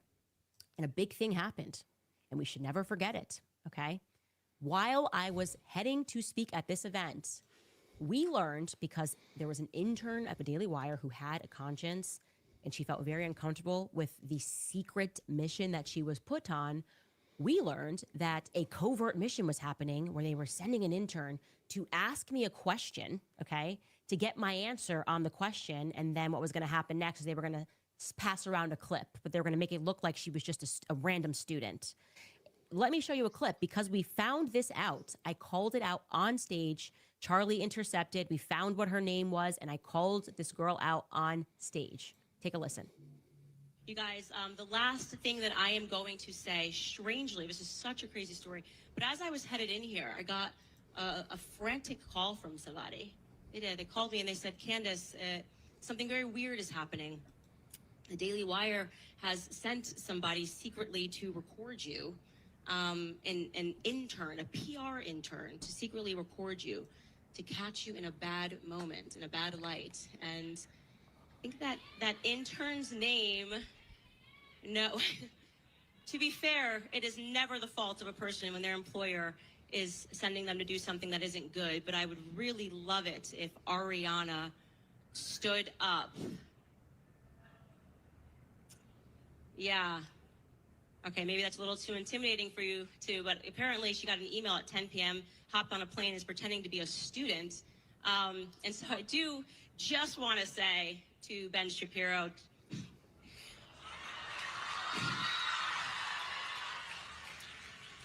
enough. Come out into the light. Really, come on. Let's do this debate. Stop sending interns to do your dirty work.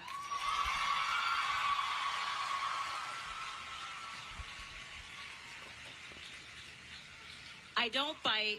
I'm down for the debate. Charlie Kirk says he will fly you out. He will fly you out next week to Detroit, and we can do the debates on his stage. Thank you, Turning Point USA. Let's take some questions. So let me get this Okay, right. hold on. You got flown out to an event, and it says you are a TPA USA contributor, which I went to your YouTube, and you didn't contribute anything to TP USA in a couple years. I You called found out an the, I got the intern. video. I just dropped it in the chat so everybody can see. I found the video that she's referring to, and it does say that video that she just played. I found the video. So go ahead. No, I'm just saying. So you went on a public stage. You called out an intern, right? And nobody responded, right? Flew out. Yeah, nobody responded. So that was your proof that you called a random international name out in a crowd full of people, and nobody stood up.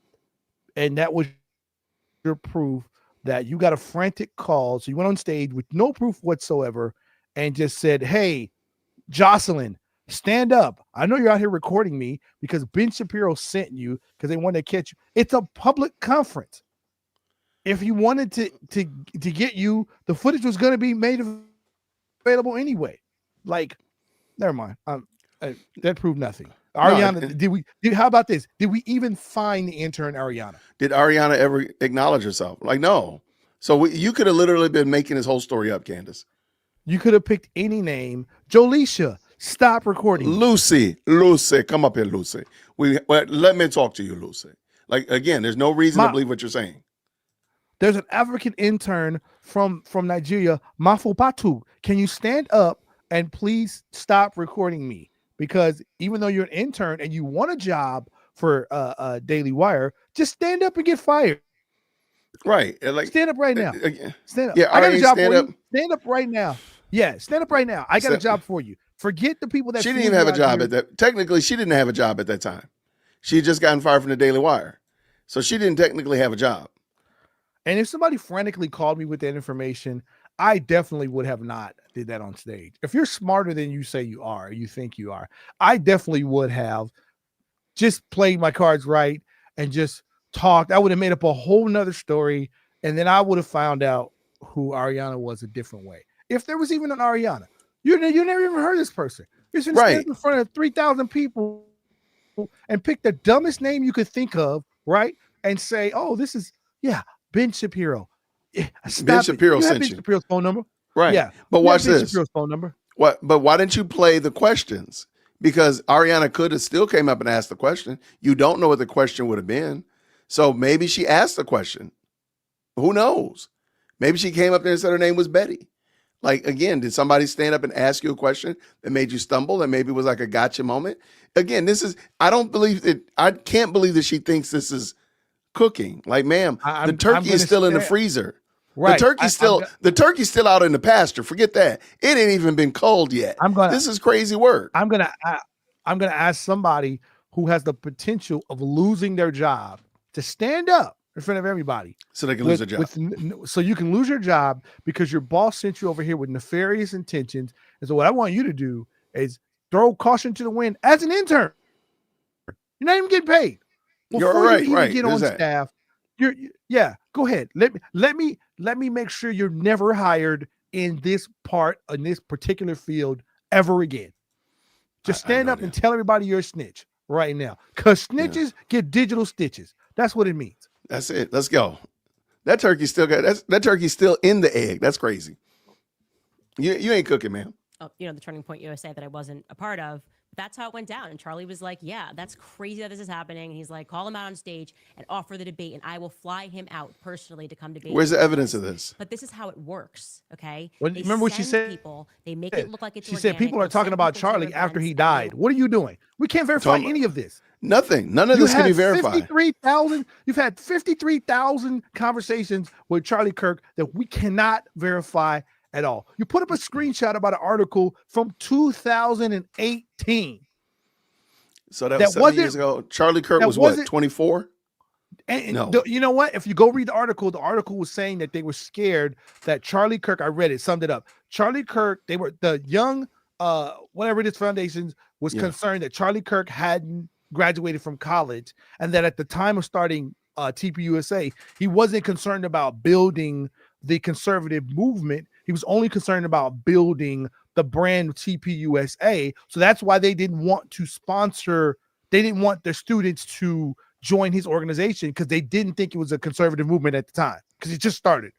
And it was like he raised $9.6 million in 2017, which was up 200% from 2016. So he was raising so much money that they didn't think that he was a part of the conservative movement yet. That was a concern. 2018. I think in 2025, we can clearly see that Charlie Kirk was part of the conservative movement.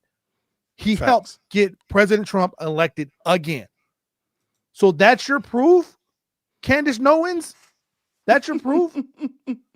Your proof is a 7-year-old text message that you had to dig up because that's why I didn't have any timestamps, because you had to go into your old Motorola Razr phone from 2019 and pull it up and screenshot it. That's stupid. Absolutely. Let's go.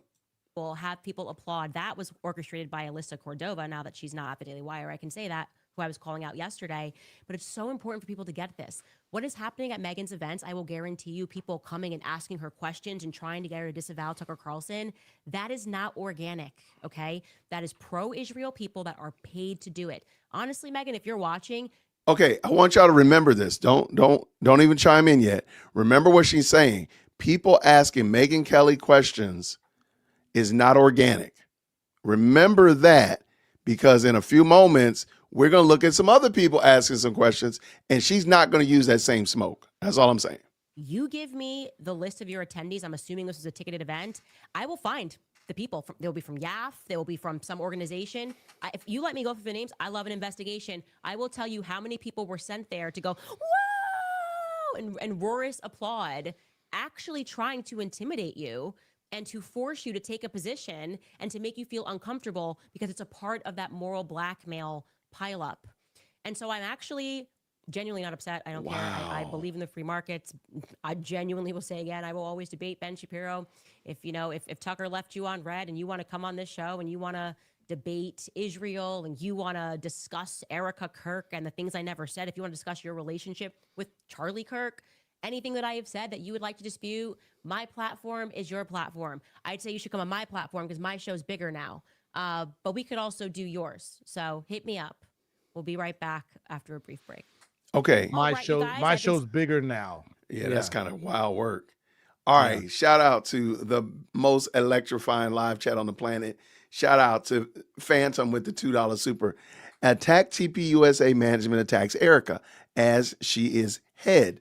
I don't know why that's a hard thing to imagine.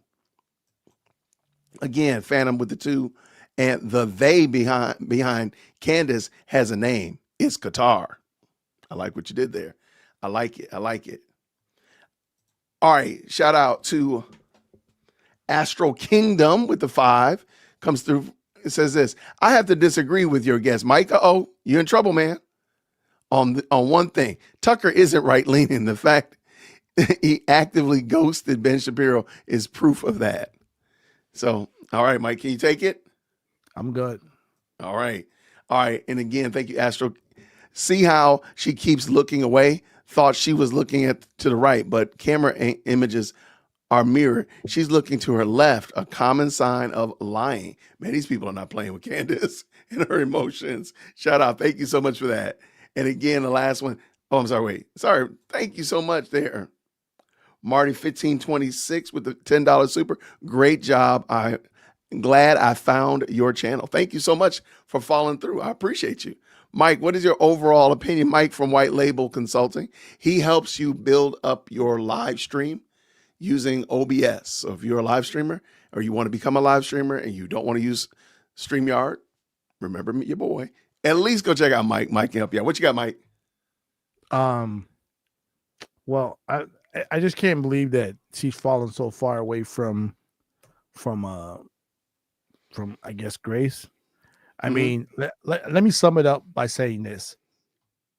She said that we can do the debate on my channel because my channel is bigger. Yeah. And last time I checked, Ben Shapiro has 7.2 million subscribers. Candace has 5.3. Now, I don't have a high school education. Well, I do, but I don't have a college education.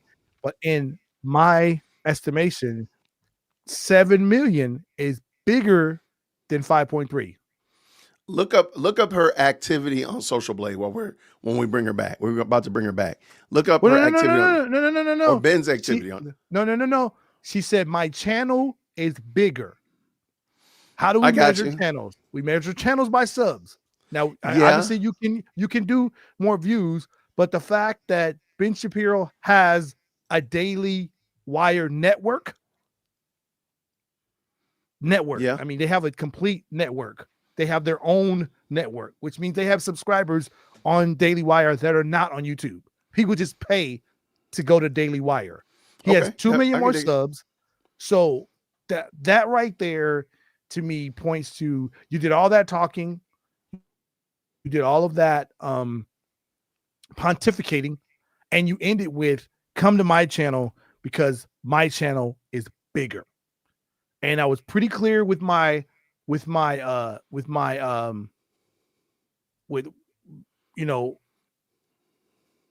my statement. You're doing this to keep yourself. I just went and looked at the numbers. She has 1 billion views. Right. Ben Shapiro has 5. Yeah, he's got 4.5. Yeah. Yeah. So by the metric, even by the metric of what she said, the metric is my channel. Do it on my channel. Why? Because my channel is bigger. You've been the number 1 podcast for 23 hours. I mean, there you go. That's it. So he has 2 billion more subs.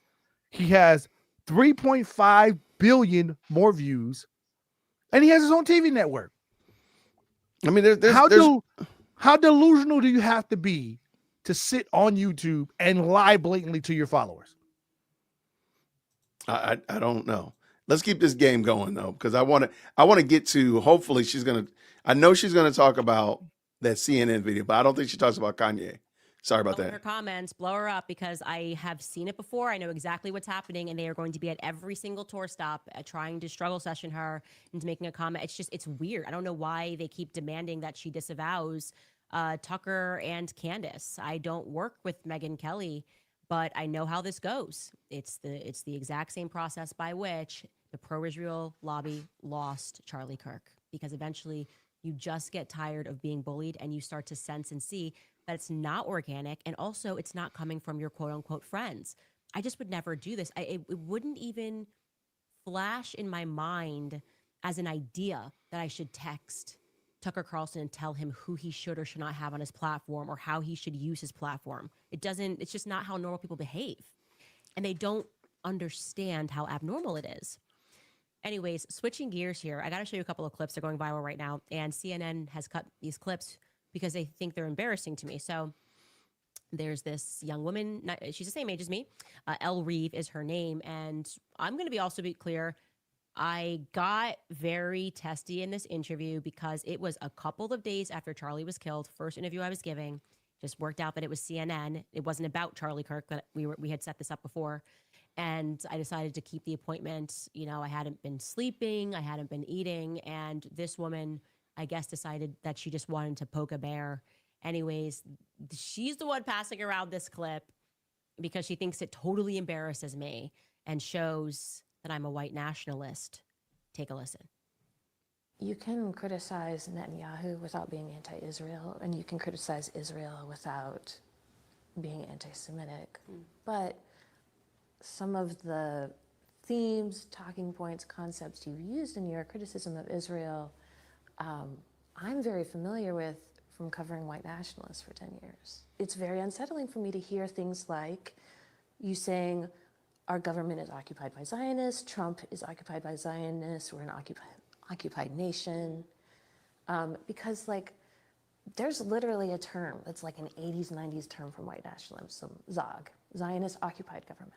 It's their idea that Jews control the world. And I'm wondering, are you intentionally referencing those kind of themes? Wait, just to slow this down. Are you accusing me of white nationalist rhetoric? Because I do have to have a little bit of a giggle about that first. Well, to me, I'm also they'd be no fan of yours. It's silly. But this is one of the things where I feel like it's such a lesson for CNN. This is why nobody watches it anymore. I mean, it's like you're sitting across from a black person, you're like, I've learned about white nationalism, and you're using white nationalism. I know them. I've been to their rallies. I've read all their texts. I get it. I know. I'm so glad you're educated. Listen, but this is when it's like, put it in a book and anybody will say it. It's like, it's just at a certain point you have to use your eyes and go, is Candace Owens promoting white nationalist rhetoric? Okay, immediately no. So what else could it be? Could it be that actually Zionism is what it actually represents? What does that mean? Like, Zionism is a political philosophy. Okay? Zionist-occupied government. If you look into the history, yes, I believe we are a Zionist-occupied government, and we're not the only one, okay? Yes, and I take it to the bank. If you need to walk out of here and say Candace Owens is a white nationalist for you to be able to digest it, then that's fine. You know, you have to deal with that in your own time. But what I will say is I stand by every statement that I made, and I want to double down on it. Okay, America is occupied by Zionists. Okay. I don't think she realizes just how unattractive she comes across in her. She's clearly upset. There's no question, no doubt, no way you're gonna beat those charges. But I don't think she realizes just how she just comes across as nasty. Like, you understand what the woman is saying, so it's not like because in a moment they're gonna get into a real heated debate about they. And the word they, like literally the word they. And ma'am, you don't sound approachable. You sound nasty. But go ahead, Mike. What you got? I'm on Social Blade looking at how much bigger Ben Shapiro's channel is than Candace. Oh, well, then I'll save you. I'll save you to the end. You can tell us how much. Oh no, we ain't got to talk about it. I just stuck on her last lie. I can't get to the new lies because I'm stuck on the last one. And then she pulls up this clip about this interview. She's about to DJ Spinderella into a point that you're you know what, you're literally, when you become your own defense lawyer, that's when I think it becomes you lost the plot, right? You probably lost the plot when you have to fight you're your own defense person against prosecution. I think you really got to look at the fact and say, maybe I don't know, maybe what I thought I had going for myself is not what I had going for myself. Maybe where I started, maybe the fame got to her. That's very possible. Maybe the money got to her. Maybe, maybe the power got to her. Maybe knowing you could fire up your camera at any point and have thousands, if not hundreds of thousands of people watching your videos and go and hanging on to every word you say without really questioning you, changed who she was. I mean, I liked her when she was a little nappy-headed girl from Philly. That was the Candace we liked when she had buckshots in the back of her neck and she was still trying to get her perm together. That was real. Yeah, when that's the Candace that actually did the most damage, because this Candace right here, the anti-Israel, the conspiracy theorist Candace is not the Candace that we all grew to love and really even listen to. This one is not. This is not it. It's not. But you know what? You got 5 million views. Social Blade says you can be making $200,000-$300,000 a week or a month. I can't tell you anything. You can't get through to a person that has converted her religion, that has changed some of her views, that has made herself her own, like she's the measuring stick for whatever she says. Facts, no argument there. Let me bring this in. I just want to bring this up real quick. In your opinion, you can not say you're a Christian if you do not believe in Israel's existence. You know what? I don't believe that argument is a fair argument, because my salvation is rooted in Christ, not in whether or not Israel exists. I'll just be honest with you. So we can have that discussion about Israel's existence. I do believe that they have the right to exist. Okay, fine. That's fine. But that doesn't change. And I've said this before. Thank you so much for that comment. I've said this before. Israel's existence doesn't get my grass, that patch in my grass, taken care of. Israel's existence doesn't take care of my wife and my children. It doesn't. So therefore, I don't lose a lot of sleep, and hence why I say a lot of the American first crowd needs to worry about America and the stuff that we do here rather than worrying about stuff abroad, and especially to the point that we're losing election races and such of that nature because folk are worried about what's going on in a little sliver of the Middle East that size in New Jersey. I'm not going to lose my sleep over that. And my name is Jason. I will say this. Go ahead. I will say this. That having a basic biblical understanding outside of the belief in Jesus Christ, which is primary and part of the five solas, part of the belief of Scripture. I do believe that at some point when you start become very, very disoriented on the basic ideas and the facts of the Bible, you can find yourself straying away from the biblical Christianity in the sense of this whatever she felt about Israel and Zionists, whatever, caused her to convert religions.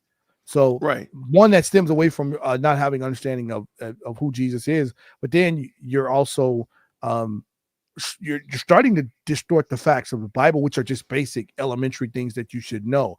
So I do think that your point is valid, 100% valid. You need to believe in Jesus Christ. That's the only way to your salvation. I believe the more disinformation you start to take in regarding the counter facts or the supplementary facts of the scriptures, I think it does have a potential to lead you down a path of maybe even having your faith questioned. And at that point, then that just comes down, well, you didn't know Jesus was. I mean, that's just, I mean, I'm not trying to be mean about that, but No, I'm right there with you.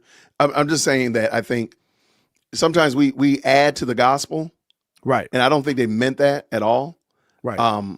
They add inadvertently to the gospel, and again, there's some great things that we need to know, and things that if Christ tarry, we need to apply our Christian faith to them, but they don't need to become salvific, and that's all. I don't think that person meant that. And I think sometimes they do that inadvertently. Shout out to Hannah, says this, needed this laugh. Thank you and your guests, moderators, and chat. Yeshua first. That is all. Shout out. Thank you for the $20 super for sure. And I appreciate you. Thank you for following through. Let's get this done because we got to get to Candace talking about the days. Oh, let's go to the days. Here it comes right here, I think. I'd like to triple down on that. If there's anybody going, I'd like to triple down on that. These tactics are super boring and tired, and this is why it hinges upon suppressing speech, right? Constantly having to refer to somebody as evil or a white supremacist or anti-Semitic because you've lost the argument on the like there is no merit to your argument anymore. So it's all a constant struggle session of semantics. And then she moves on to they. Do you remember growing up when we were just allowed to use the word they in sentences and nobody said, what do you mean by that? Several times. She just, what do you mean by they? As if she didn't understand how to construct a basic sentence and to refer back to the noun. She had no idea which plural noun I was referring to. Anyways, I was not really in the mood. And here is our conversation about they. I think it's adorable because she deliberately poisons the well. Just play the clip, Candace. Just play the clip. And let's go ahead and see what actually happens. And then we can talk about it on the back end. But you've already poisoned the well that she's misunderstanding what they is. And the clip actually says what the young lady, by the way, her name is Elle Reeves. She works for CNN. This is going to be an interview that comes up on CNN soon. So maybe we'll go over that. Y'all let me know in the chat if y'all want to do that. All right, let's go. Here it comes. They is a word. So like, I don't need to always like say they. Like, it's just a weird, it's like, this is one of these psychology tactics where you're like, who is they? Who is they? And it's like. Because it sounds like you're saying Jews. Does the word they mean Jews? When you're talking about Jews, yes. But if I'm not talking about Jews, then they doesn't mean Jews. When I say they want us to believe this or they want us to believe that and you hear Jews, that's your own derangement, right? If I want to say something about Jews, I'll say it. If I want to say something about Israel, I will say it. If I want to, just like when I want to say something about black people, I'll say it. How about Nigerians? When I was saying during BLM, they want us to believe, nobody said, do you mean Jews? And so again, it's one of these trash tactics to make people fearful to speak. If I want to say Jews, I will say Jews. I don't fear saying Jews. When I say Zionists run the media, I mean Zionists run the media. People that support the political ideology of Israel run the media. Any other things that I can help clarify? But are you familiar with this like very long-standing trope? Couldn't give a shit about a trope. Okay. Do you think she was being honest? What do you think? So you just gave her a quote unquote, let's call it a 2025 lesson on grammar, right? By ignoring context. Because if you're talking about, you're saying that this country is ran by Zionists who are basically pro-Israel. Correct. Who else will we be talking about? Not Muslims. No. Not black people. We're not talking about Nordic barbarians. We're not talking Martians. We're not talking about the Scythians and Corinthians. We're not talking about the people in the multiverse. We're not talking about the necromongers from Asgard. You crazy, man. Stop, man. Like who are we talking about when you make that statement and you say they? She did it in her example. She said, when I say that I have an issue with BLM and they are not doing the things that I want them to do. Who is the they? You've already established that it was BLM. Right. We talking about the members of the Anti-Unicorn Defamation League from Compton? Who are we talking about? City of Compton. We're talking about the people that you just said in your comment. So why did you go off on this thing and then say, well, I don't give a blank about the tropes? You actually demonstrated that you do, because you did exactly what she said you were going to do. In 4K. You actually in 4K, you exhibited that you're not going to actually clarify context to make the discussion accountable to your own words. You're going to run around the mulberry bush and evade any type of accountability for your words just to say, well, I didn't say Jews. I just talked about the pro-Israel Zionist people that wear yarmulkes and do nothing on the Sabbath. There you go.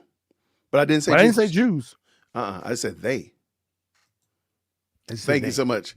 I think Candy is a pathological liar, just saying. Thank you so much, Astro Kingdom, with the $2 super. And I cannot find a lie detected there. Shout out again, Phantom, coming from someone who called multiple subhuman. I believe she did call. You talking about Candace? Candace has called people subhuman. I know that. Matter of fact, she calls some Jewish people and Zionists that she disagrees with that. So shout out for sure. And Eric coming around with the $5 supers. If we are Christian, aren't we in theory all Israel based on Romans 11:17? I am right there with you. I agree with you with that 100%, Eric. And I think we can get into the weeds on that. But I think the sad thing is Candace wouldn't join us in those weeds because Candace is lost. All right, let's keep going. She's praying the rosary now, so that's what she said this week. I guarantee you she'll be a Muslim before Christmas. Yeah, just to clarify, a Zionist is a person who supports the establishment, existence, development of a Jewish state in the historic land of Israel. You couldn't be talking about anything other than a person you could be called a Jewish. I just want to make sure that I understood what that term meant. What is this? All right, let's go. Not to curse, but I just felt like we needed to kill it real quick. You know what I mean? Just get her to move on from it, because I really don't care. I'm so tired of these words. I'm tired. I'm exhausted. Are you exhausted? We're tired. Collectively, we're tired. Who's we? I shut it down because I suddenly realized I was homeschooling. Hey, wait. That's a great question. You couldn't clarify who they was, but you just said we are tired. Who is the we, Candace? Who's the we? Yeah. Who's we? Which we are we talking about? Are we talking about black people? Are we talking about conservatives? Are we talking about independents? Are we talking about Roman Catholics, since you're Roman Catholic now? Are we who are we talking? Who is the we? The people of the Candyverse, man. It's the people of the Candyverse. We is they. So she can speak for her audience, but you're crucifying this young lady because you're speaking for their audience. Yes. And y'all, I'm sorry, y'all. I have no idea why Candace's stream is always low. I have it turned up as loud as I can. I have no idea why. I don't know what it is. Other streams don't do this. It's something with Candace's. I've tried everything under the sun, from literally rebuilding my audio, and I don't know what the problem is. So I apologize. I'm not trying to keep it low. Trust me, I would turn it up if I could, but I can't get any louder. Okay. You can turn it up in OBS. Go ahead. Oh no, not an OBS shout out. Toddlers at home. I can't teach you, basic sentence. I'm teaching my toddlers how to read, and here I am. I'm teaching her how to understand they in a sentence. That's a place. What are we doing? How old is this person? And she says she's the same age as me. And I'm going, you missed first grade? You don't know what they means? And now you're just going to, it's a trope. This is the way to respond, okay? Just shut it down immediately. Embrace whatever you're going to be called. In this circumstance, if I got to be called a white supremacist to say my opinion about this administration and how it's been occupied by Zionists and the cruelties that the Palestinian children are suffering at the hands of Bibi Netanyahu, then so be it. I don't encourage you guys to cuss. It's a rare moment. Like I said, it was a couple days after Charlie Kirk died, and I just was not in the mood. But I do encourage you guys to defend yourselves in a similar manner. Now, in that same vein, in case you guys missed this going around, Eric and Laura Trump spoke at a recent TPUSA event at Auburn University. And it's a different era, okay? The post-Charlie Kirk era at Turning Point USA. My guess after watching this is people are going to be less inclined to want to attend these events. And I'm speaking about the guests like Eric and Laura Trump, because they are getting pressed now by students about Israel. Take a listen. I'd like to ask about your father's relationship with Israel. He's taken over $230 million from pro-Israel groups. During the summer against Iran, even though he advised against it, Israel still attacked Iran, and the U.S. still bombed on behalf of Israel. Your father's frustrations with Netanyahu have been made clear when he cursed on national TV over the situation. Israel has not been a great ally to the U.S. all the way since 1960 when they bombed the USS Liberty. Israel is a nation where Christians are constantly under attack in both Gaza and the West Bank. We talk about America first and defending Christians, but how can we do this if we align ourselves with a nation that does not do that itself? Okay. Now, if you remember earlier, Candace told us in 4K that none of these conversations up that were pressing on Megyn Kelly were organic. Remember she said that? So I have to ask the question. How do we know that this question is organic? He gave off 5, if not 6, areas that he wants Trump to defend. How do we know that this is organic? How do we know this is a college student that just outright cares about this topic and not a paid for shill? Maybe he's an intern. Maybe he's one of Candace's interns. Can he prove this? Do we see his college ID? Anything? Go ahead, Mike. I will say that I'm not Jose Enrique Rojas, the body language expert. I'm not him, but I will say that usually in these what I've noticed is that usually in these discussions, I think you can tell the intent of the person's intent by the question they ask. 2, also the multi-layered, faceted, different questions all layered together as one. Yep. would not make me think that this is just your average student that walked up to the microphone. Gotcha. I think that he has too many layers in his question. And even if it's just a student leader of an organization on campus, this is not just a guy who's sitting in the audience, in my opinion, that's coming up. He has a multi-layered question citing something that was, he's about 20 years old right now, maybe 23, 24. He's citing something that was literally, 80 years before he was born, as if he's been studying it. I'm not being funny. Something that he's referencing these things, and then it almost sounds like, hey, well, Israel is supposed to be our such and such ally or whatever. They're not a great ally. And here's examples of why they're not a great ally, because of these 3 instances when we've been in cahoots with off and on with Israel for years. And you bring up something like you throw Iran into the mix, right? As if there's ever any time to defend Iran or Iraq. I should say Iraq. Let me just say the opposition. So the question is going to give his position and what his thought process is. It doesn't sound like this wasn't just a random question. I think it discredits Candace's earlier point to say that all these things are for lack of a word organic or just happenstance. This question is not happenstance. So I can't say that somebody planted him, but definitely the multi-layered question about how much money they receive from pro-Israel, why Israel is a bad ally, when they bombed Iran, when they did this in 1960, and that literally that was 60 years ago, right? Yeah, times are different. It's not the same Israel. It's not the same Israel. It's not the same Iran. It wasn't the same scenario. So this kind of discredits her point by saying, well, nobody's asking Megyn Kelly this, or nobody's doing this or doing that. This example kind of completely dismantles, in my opinion, her earlier point completely. That's just my idea. Got you. No, I'm right there with you, brother. Okay, let's keep this dance going.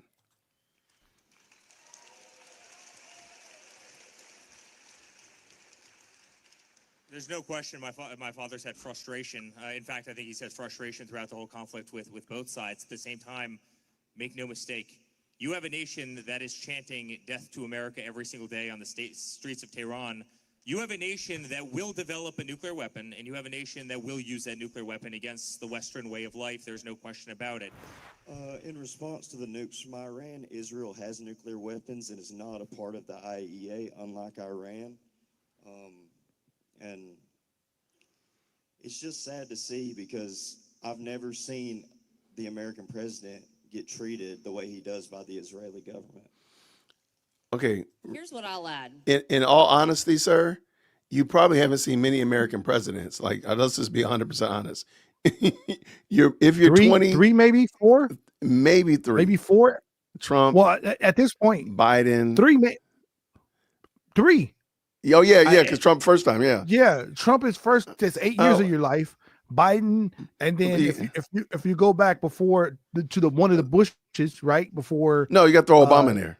Oh, Obama. So if you go back to Obama, so yeah, you got Obama. You've only seen 3 presidents, right? Yeah, Obama. That's 8. Trump is 12. 4. Yep. Yeah, I'm adding them up, and then so 20. So whoever was for Obama was Bushes, right? Bushes don't count because you probably was like 5 or 6 years old. So you've only seen 3 presidents in your lifetime. I'm not a conspiracy theory, but I'm wondering why he's the only one in that group wearing an armband on his he has a yellow armband on his left hand. Everybody else doesn't have armband. So is he a VIP, or I know this is once again, I'll be watching stuff. I'm a conspiracy theorist. If you go back and rewind it, you don't have to. He has an armband on his on his arm. I'm wondering if this is an event where he paid a VIP for something and got some extra insight or got some extra interactions with some of the presenters or whatever it is. Because when you do pay for VIP access, again, it's a conspiracy theories. You do get to have more conversations with people in the audience. What I'm saying, which could have been somebody that said, "Hey, when you go up there, ask him this question," right? Yeah. Or here's how to fix your question, because he's one of these guys. He's walking around the back trying to get everybody to join his little secret club, and nobody wants to be a part of it. But that's neither here or there. But at the end of the day, I think that the question or the line of questioning is America shouldn't be as pro-Israel as they are. We need to be a little bit less pro-Israel. We need to be more or less forgiving to the Iraqis. Whatever they're saying about the nuclears is not that important. So that's what the question, to me, that's what it sounds like his viewpoint is. I can't speak to it because obviously Candace did the clever CNN editing where she cut out part of the answer. We don't know what Eric Trump said after the first minute. She cut it out. We don't know if he addressed it like she did with the previous interview. The CNN lady. No, with Jeremy from Daily Wire. Oh She yeah, gave for us sure. she gave us the part of what she wanted to say. She didn't give us the whole concept of Jeremy said this guy is a brilliant liar. She didn't say that part. So I don't know exactly what this gentleman's point or what the response is. I can't figure that out. All right, let's finish up. Do we or do we not have phase one of a peace agreement in the Middle East right now? Okay, so that clapping is not organic? Nothing is ever going to be perfect, but I'll tell you what, this president works with what he has. He believes in peace through strength. And whether we're talking about in the Middle East, whether we're talking about a 40-year war like Armenia and Azerbaijan, as Eric just pointed out, a 5-day war in Thailand and Cambodia, this is a president of peace. Keep going. I don't know. It's just. What do you not its know? Edge, right? Like MAGA's over. You just know it's over. It's just over. And I say this, by the way. What? And I'm always very honest with you about how people are behind the scenes. Eric. She's just trying to speak that thing. She's just trying like, if I say it enough, people will believe that MAGA's over. And again, I mean, it's a political arm, absolutely. But can you go back 10 seconds? Just 10 seconds. Just hit the double. Just hit the double click on the left side of the screen. Not that part. No, go up to the left side. See where her double click on her mug. Double click. Laura. It didn't do it. I've always been unbelievably Okay, never kind mind. to me. I have She nothing said bad it to say feels about like them. MAGA is dead, right? I'm trying to, yeah. Like And MAGA, yeah. you don't worry about it. You ain't got to go back. It feels like MAGA is dead. In the clip, there are 5 white guys with 47 hats on. There's a lot of them. Right, for There's sure. a guy with a Make America Great hat on. You have Eric and Laura Trump sitting on the stage at a conference, and they're answering questions for a college tour. Let's just say it's not a let's just say it's not a community college in Mudlick, Cahole, Kentucky. Let's just say it's at a decent sized city. For sure. How are you going to say MAGA? It just feels like MAGA is dead, and you're commenting on a MAGA pro crowd. She really wants this to be she's trying to gin up this idea amongst her followers that is the reality that because again, somebody said it like she hates CPUSA. She does. She despises it. And you know what? You know what? Because she can't do it. Because she can't do it. Oh no, she could have did it if she wanted to. She's got enough followers to do that. But she can't. She can't. I'm sorry, Mike. Hold on, Mike. There is no way in the world you're gonna convince me that this woman could go and do a tabling event at any college that would even touch the foothills of what happened at what Charlie was doing at TPUSA, even in the beginning. Oh, I don't mean that. No. That's what I'm talking about. I'm talking about the tabling events. Now, we can do that too. She can do the events. They might not. Yeah. But all I'm saying is, I think that I missed my last conspiracy theorist of the night. Maybe not. I think that what somebody said is maybe she's gearing up for something like a political run. And in order to do something, I'm not saying presidency, I'm saying she's gearing up for something. I think in this political sphere, in the podcast area, I think all of these different things that are happening, in order for you to succeed in this area, you need enemies.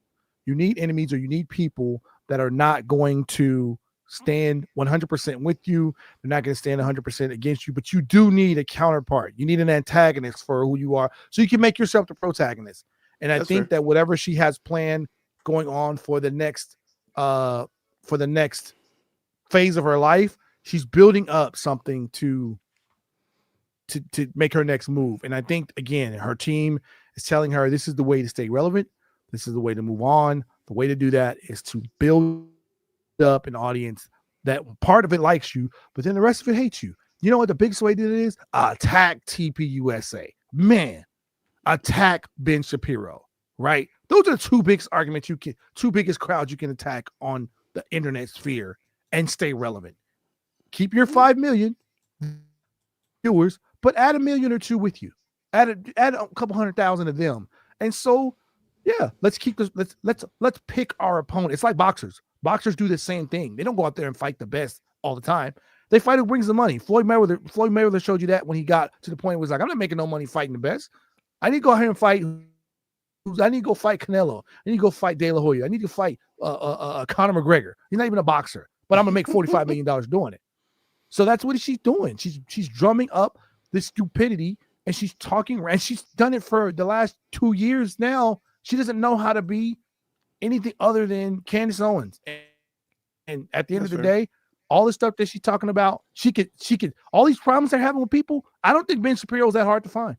I don't think Tucker Carlson is that hard to find. I don't think Megyn Kelly's that hard to find. These guys could fly out today. I think she could find everybody she needs to find, have a conversation with them, come out from her little fake room in the back of her house and fly somewhere and get on a platform and have it out. I know let's have a conservative Royal Rumble and let's all talk to each other. But you know what? That would hurt her audience. That would hurt her movement. That would hurt everything that she wants to accomplish in this space. And that's just my opinion. No, I can accept that. I can rock with that. Let's keep this game going because we're almost finished. All right. As human beings, Laura works very hard. And Eric, by the way, works very hard, running the Trump organization, certainly while his father has to go and be president, he took over. But they know they're not telling the truth, right? They know they're not telling the truth. The kids are now awake. They know about Jared and his deals with Ivanka in the Middle East and how much money they're set to make. And, Gaza being destroyed is actually beneficial to their bank accounts. It just is. And do you think these kids, and the fact that he was ready to answer about the nuclear, that's always the threat of the nuclear. And that used to work. Like Generation 9/11, that worked. Doesn't work anymore because we realize there's only one nation that isn't following any rules. There's only one nation that isn't respecting America. There's only one nation that generations of American children, American men are being told they have to die for in foreign lands. So at the benefit of what nation? Not America. If America, throughout all these wars, was not in a steep decline, and actually we walked around and our streets were clean and we didn't have any homelessness and people were not on drugs, we probably would go, okay, like we're up to no good in the Middle East, but at least look at this country. It's shining. It's amazing. What's our upside? Our upside is we get to get lectured and told that we're not even allowed to bring up Israel on college campuses or risk being arrested. We're getting stricter on anti-Semitism laws. Now you're coming in for our speech and you thought that this generation was going to get behind it because Bibi bought TikTok? The hypocrisy is astounding and you can't survive hypocrisy. So unfortunately, I think 4 years ago, everyone thought, who's going to be the next Trump family member that's going to get into politics and galvanize the youth movement? It's done. Dead on arrival now. And it's because you guys went for broke on Israel. So, whatever the real estate plan is in Gaza, that's going to be the Trump legacy, I suppose. And to be honest, that wouldn't be the legacy that I want to have. I have no idea what she's people talking are not about. going to forget what happened there. Your children's children are probably going to feel ashamed, to be honest with you, that you were involved in it and that you defended it or that you stayed quiet about it because of money. People are paying you to do those things. Anyways, you guys, I think that's enough. We're going to take a quick break before I answer some of your questions. All right, okay. you guys. I appreciate y'all. I do want to there's a great super real quick. Let me bring this in. Shout out. Thank you so much for this. Ruben says this. What does Ruben say? What made her come out on Friday? CNN literally made her go against her conspiracy about Charlie Kirk. She went from saying Tyler Robinson was innocent and not on campus, and now she had something to do with it. And 100% agreement with you, my friend. Thank you so much for the $10 super. I think she also was really upset about Ben Shapiro. Let's not forget that Ben Shapiro started it off, and she had a lot of smoke for Ben. So I'm wondering if that's probably why she came on tonight versus, she usually isn't on Friday night. So I'm wondering or Fridays. And actually she came on really late tonight. So I'm wondering if that might have been why, because, Ben gave her that work and she had to go ahead and reclassify what we heard and what we saw. Because we didn't see what we saw. So we needed Candace to reimagine and reestablish what we saw, because we saw Ben give her that work. She is almost done. She's still reading an ad read right there. Wait, let me see. Yeah, she's still reading. But I want to say thank y'all so much. I will be doing my review of Ben Shapiro and Megyn Kelly. I play the long swath. I play the whole thing. So I will be doing that tomorrow. So I'll be dropping that tomorrow during the day. Please forgive me. And I appreciate y'all for sure. And she said nothing about Kanye. I think that is very, very telling. because that definitely was more news than Ben Shapiro yesterday. That was way more news than Ben Shapiro. I mean, I saw that early yesterday, and I thought it was a fluke. I thought it was some AI, something made up. But that was definitely there, and she didn't say a thing about it. She had said nothing about it. But let's see. She's reading these comments. So let's see during the comments does she pull that out. So let's bring it back in. Let's go. She's almost finished talking, but yeah, that was maybe she'll come out tomorrow and say something about it. All right, let's go. Your comments here. RN Explorer writes, "Why can't Tucker interview Fuentes? Ben is upset with Tucker for this. I have seen this kind of immaturity in high school between teenage girls. I'm mad at her because she's talking to the girl that I don't like. Ben, please stop." I agree. There is something fundamentally high school about it. It's so weird. And I think they truly thought this was it. Like, I know it's every week they renew their efforts to cancel Tucker, but I think they thought they had him. Like, this was really going to be it. And of course, it always backfires because people go, how immature? Why can't Nick Fuentes tell a story? I don't understand it. I'm not offended by anybody sitting down with Nick Fuentes. And I think everybody should be in the free markets. If Nick Fuentes loses in the free markets, I want it to be because there was better competition, not because he's just been artificially pushed out. That's the only way that works. Otherwise, it's immature. It just is immature. And the irony of what she's saying right here is going to be studied by science. It's whiny too. Katie Rabian writes, "Missing Charlie extra today. We all deserve the truth no matter how awful it is. Please never stop fighting for our brother in Christ. You're in our prayers. May God bless and protect you, Candace." I don't care at all about Ben trying to join people. It's almost like they're trying to peer pressure me.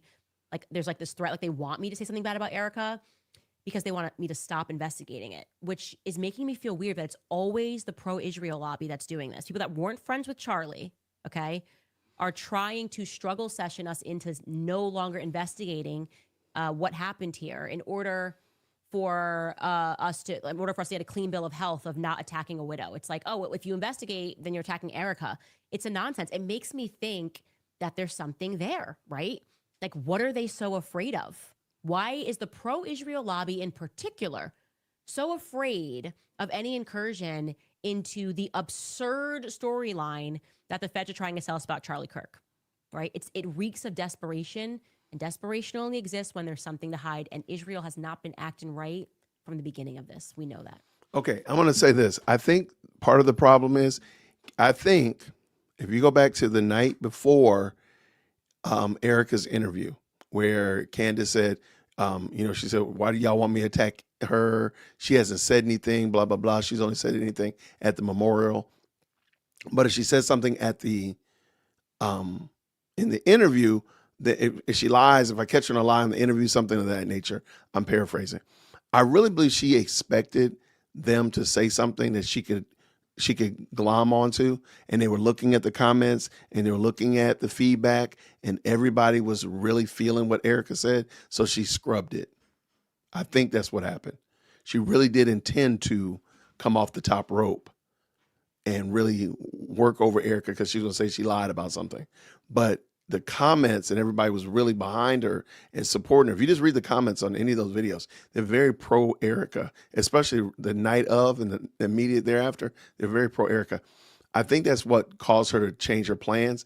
But she had already seeded it out there that she was expecting to say something, and now she's got to try to back it up. So as you all are saying, she's backtracking. I think that's why she's doing it. Okay, let's go. We're almost done. We know Israel has not been acting right. We didn't do it immediately. It wasn't us. Oh, because you said it. Weird. That's kind of weird that you're just jumping up and saying that it wasn't you. Amber Lee Fraz writes, "Let's not forget that he would be the one to pick up his bloodstained microphone." That is right. Ben did say that right after Charlie died. And even that, it was just, for me, knowing what was between them, it was just a lot for me to process. I was going through so many emotions that week. I was so angry.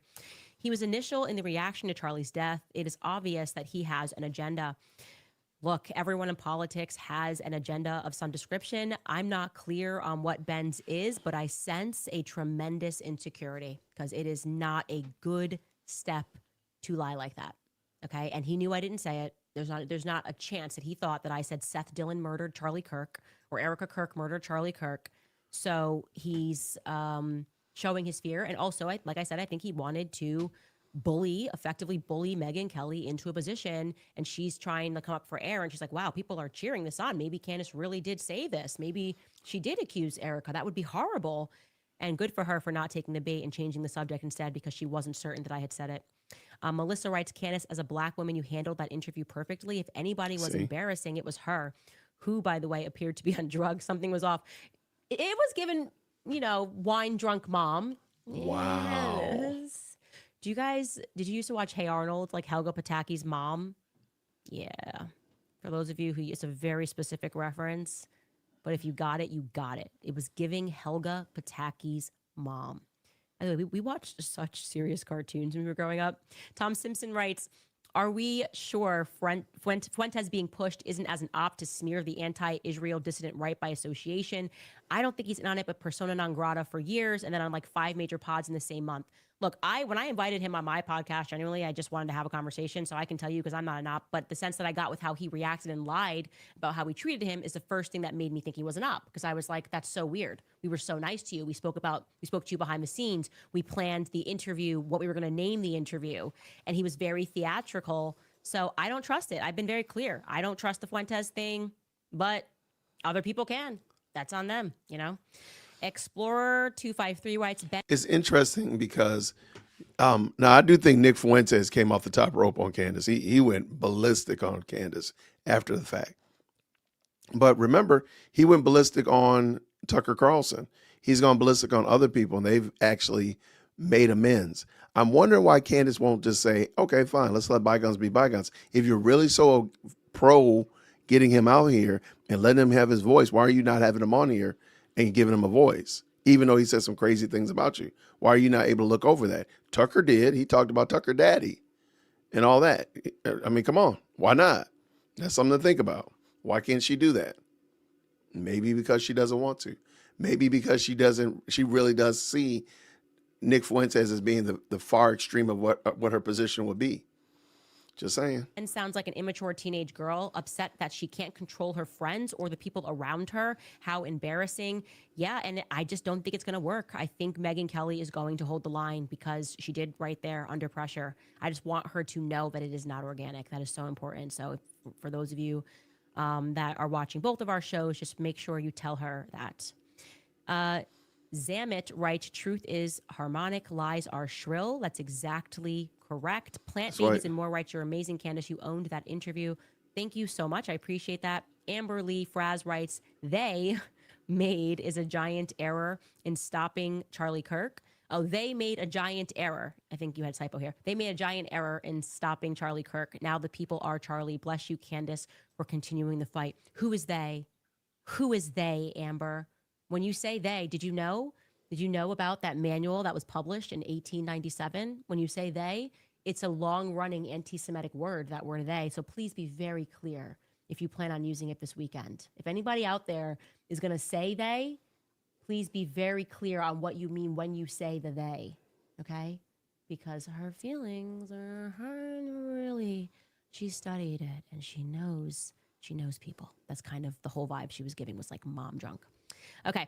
Wow. Lastly, Jonathan writes, compared the Islamic rules of engagement with the Geneva Convention. Also, Ben says Republicans should work together against Mamdani. Yet the DW was all about sabotaging all the other conservative media.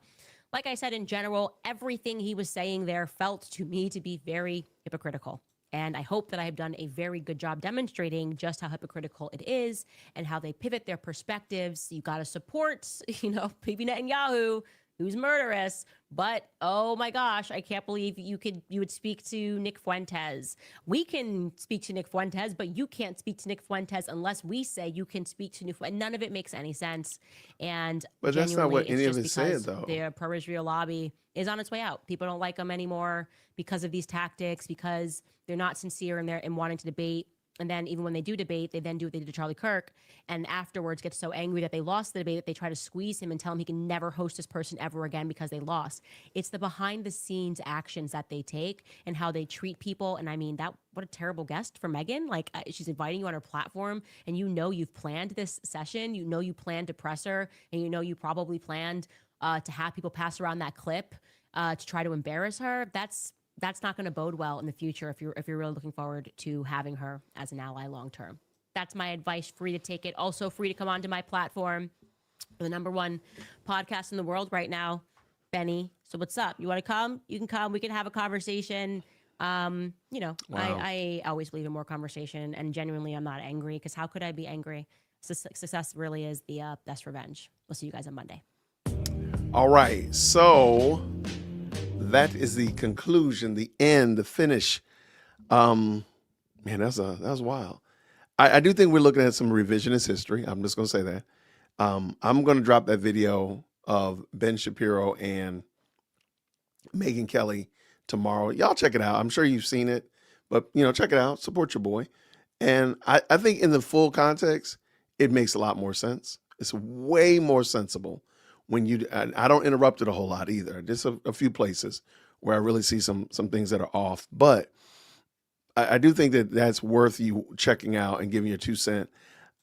I disagree. I think Candace was really reaching. She was offended because Ben Shapiro went on. Her and Ben are definitely oil and water. You're not going to see them anywhere near each other for a long, long time.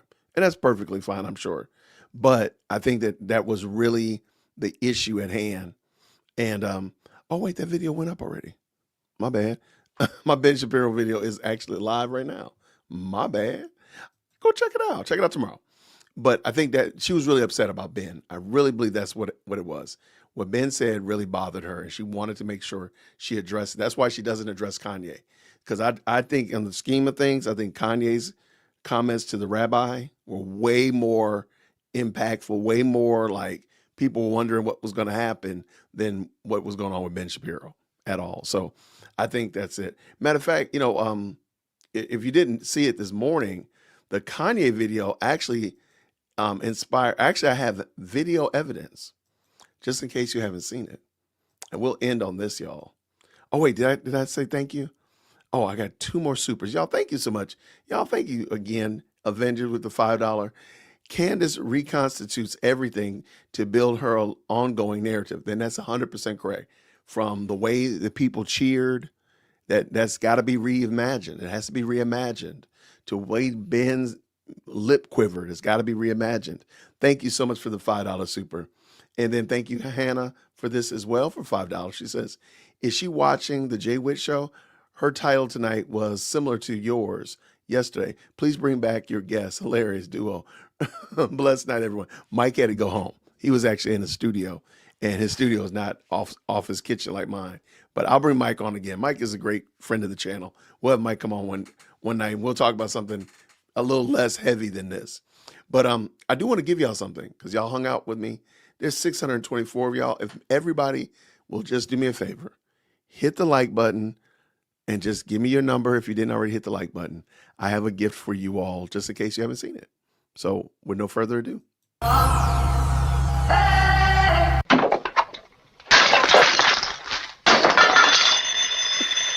That video is so funny.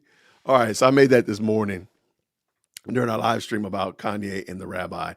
That thing just makes me laugh so hard. Oh my gosh. I've probably watched this probably 50 times. I'm trying to get to 100. I've watched this thing is so funny to me. I'm so sorry. Y'all, thank you so much, everybody. I hope y'all had a fantastic night. Have a great weekend. Enjoy your families. Go worship the Lord on Sunday. I'm going to go see my daughter in college tomorrow morning. So that's why I got to get in bed so I can get up in the morning and get on the road. But I will see you all. I do have some videos dropping, of course, all weekend, but I'll see you all, Lord willing. I'm thinking we'll do a live stream on Sunday night. But if not, I'll be back on Monday. Everybody have a fantastic night. Thank you so much. Make sure you tip your waiters. Hit the like button on the way out the door if you didn't. Drop the green hearts, all that kind of good stuff. I'll see you all real soon. Grace and peace, everyone. Thank you so much for tuning in to another episode of the Jay Witt Podcast. If you enjoyed today's show, please do me a favor and hit me up with that 3-piece special. Like the video, subscribe, and of course, share it with somebody who would also enjoy this type of content. And make sure you leave a comment because I do pin the best comments to the top. So thank you so much for tuning in today. And until next time, everybody, grace and peace.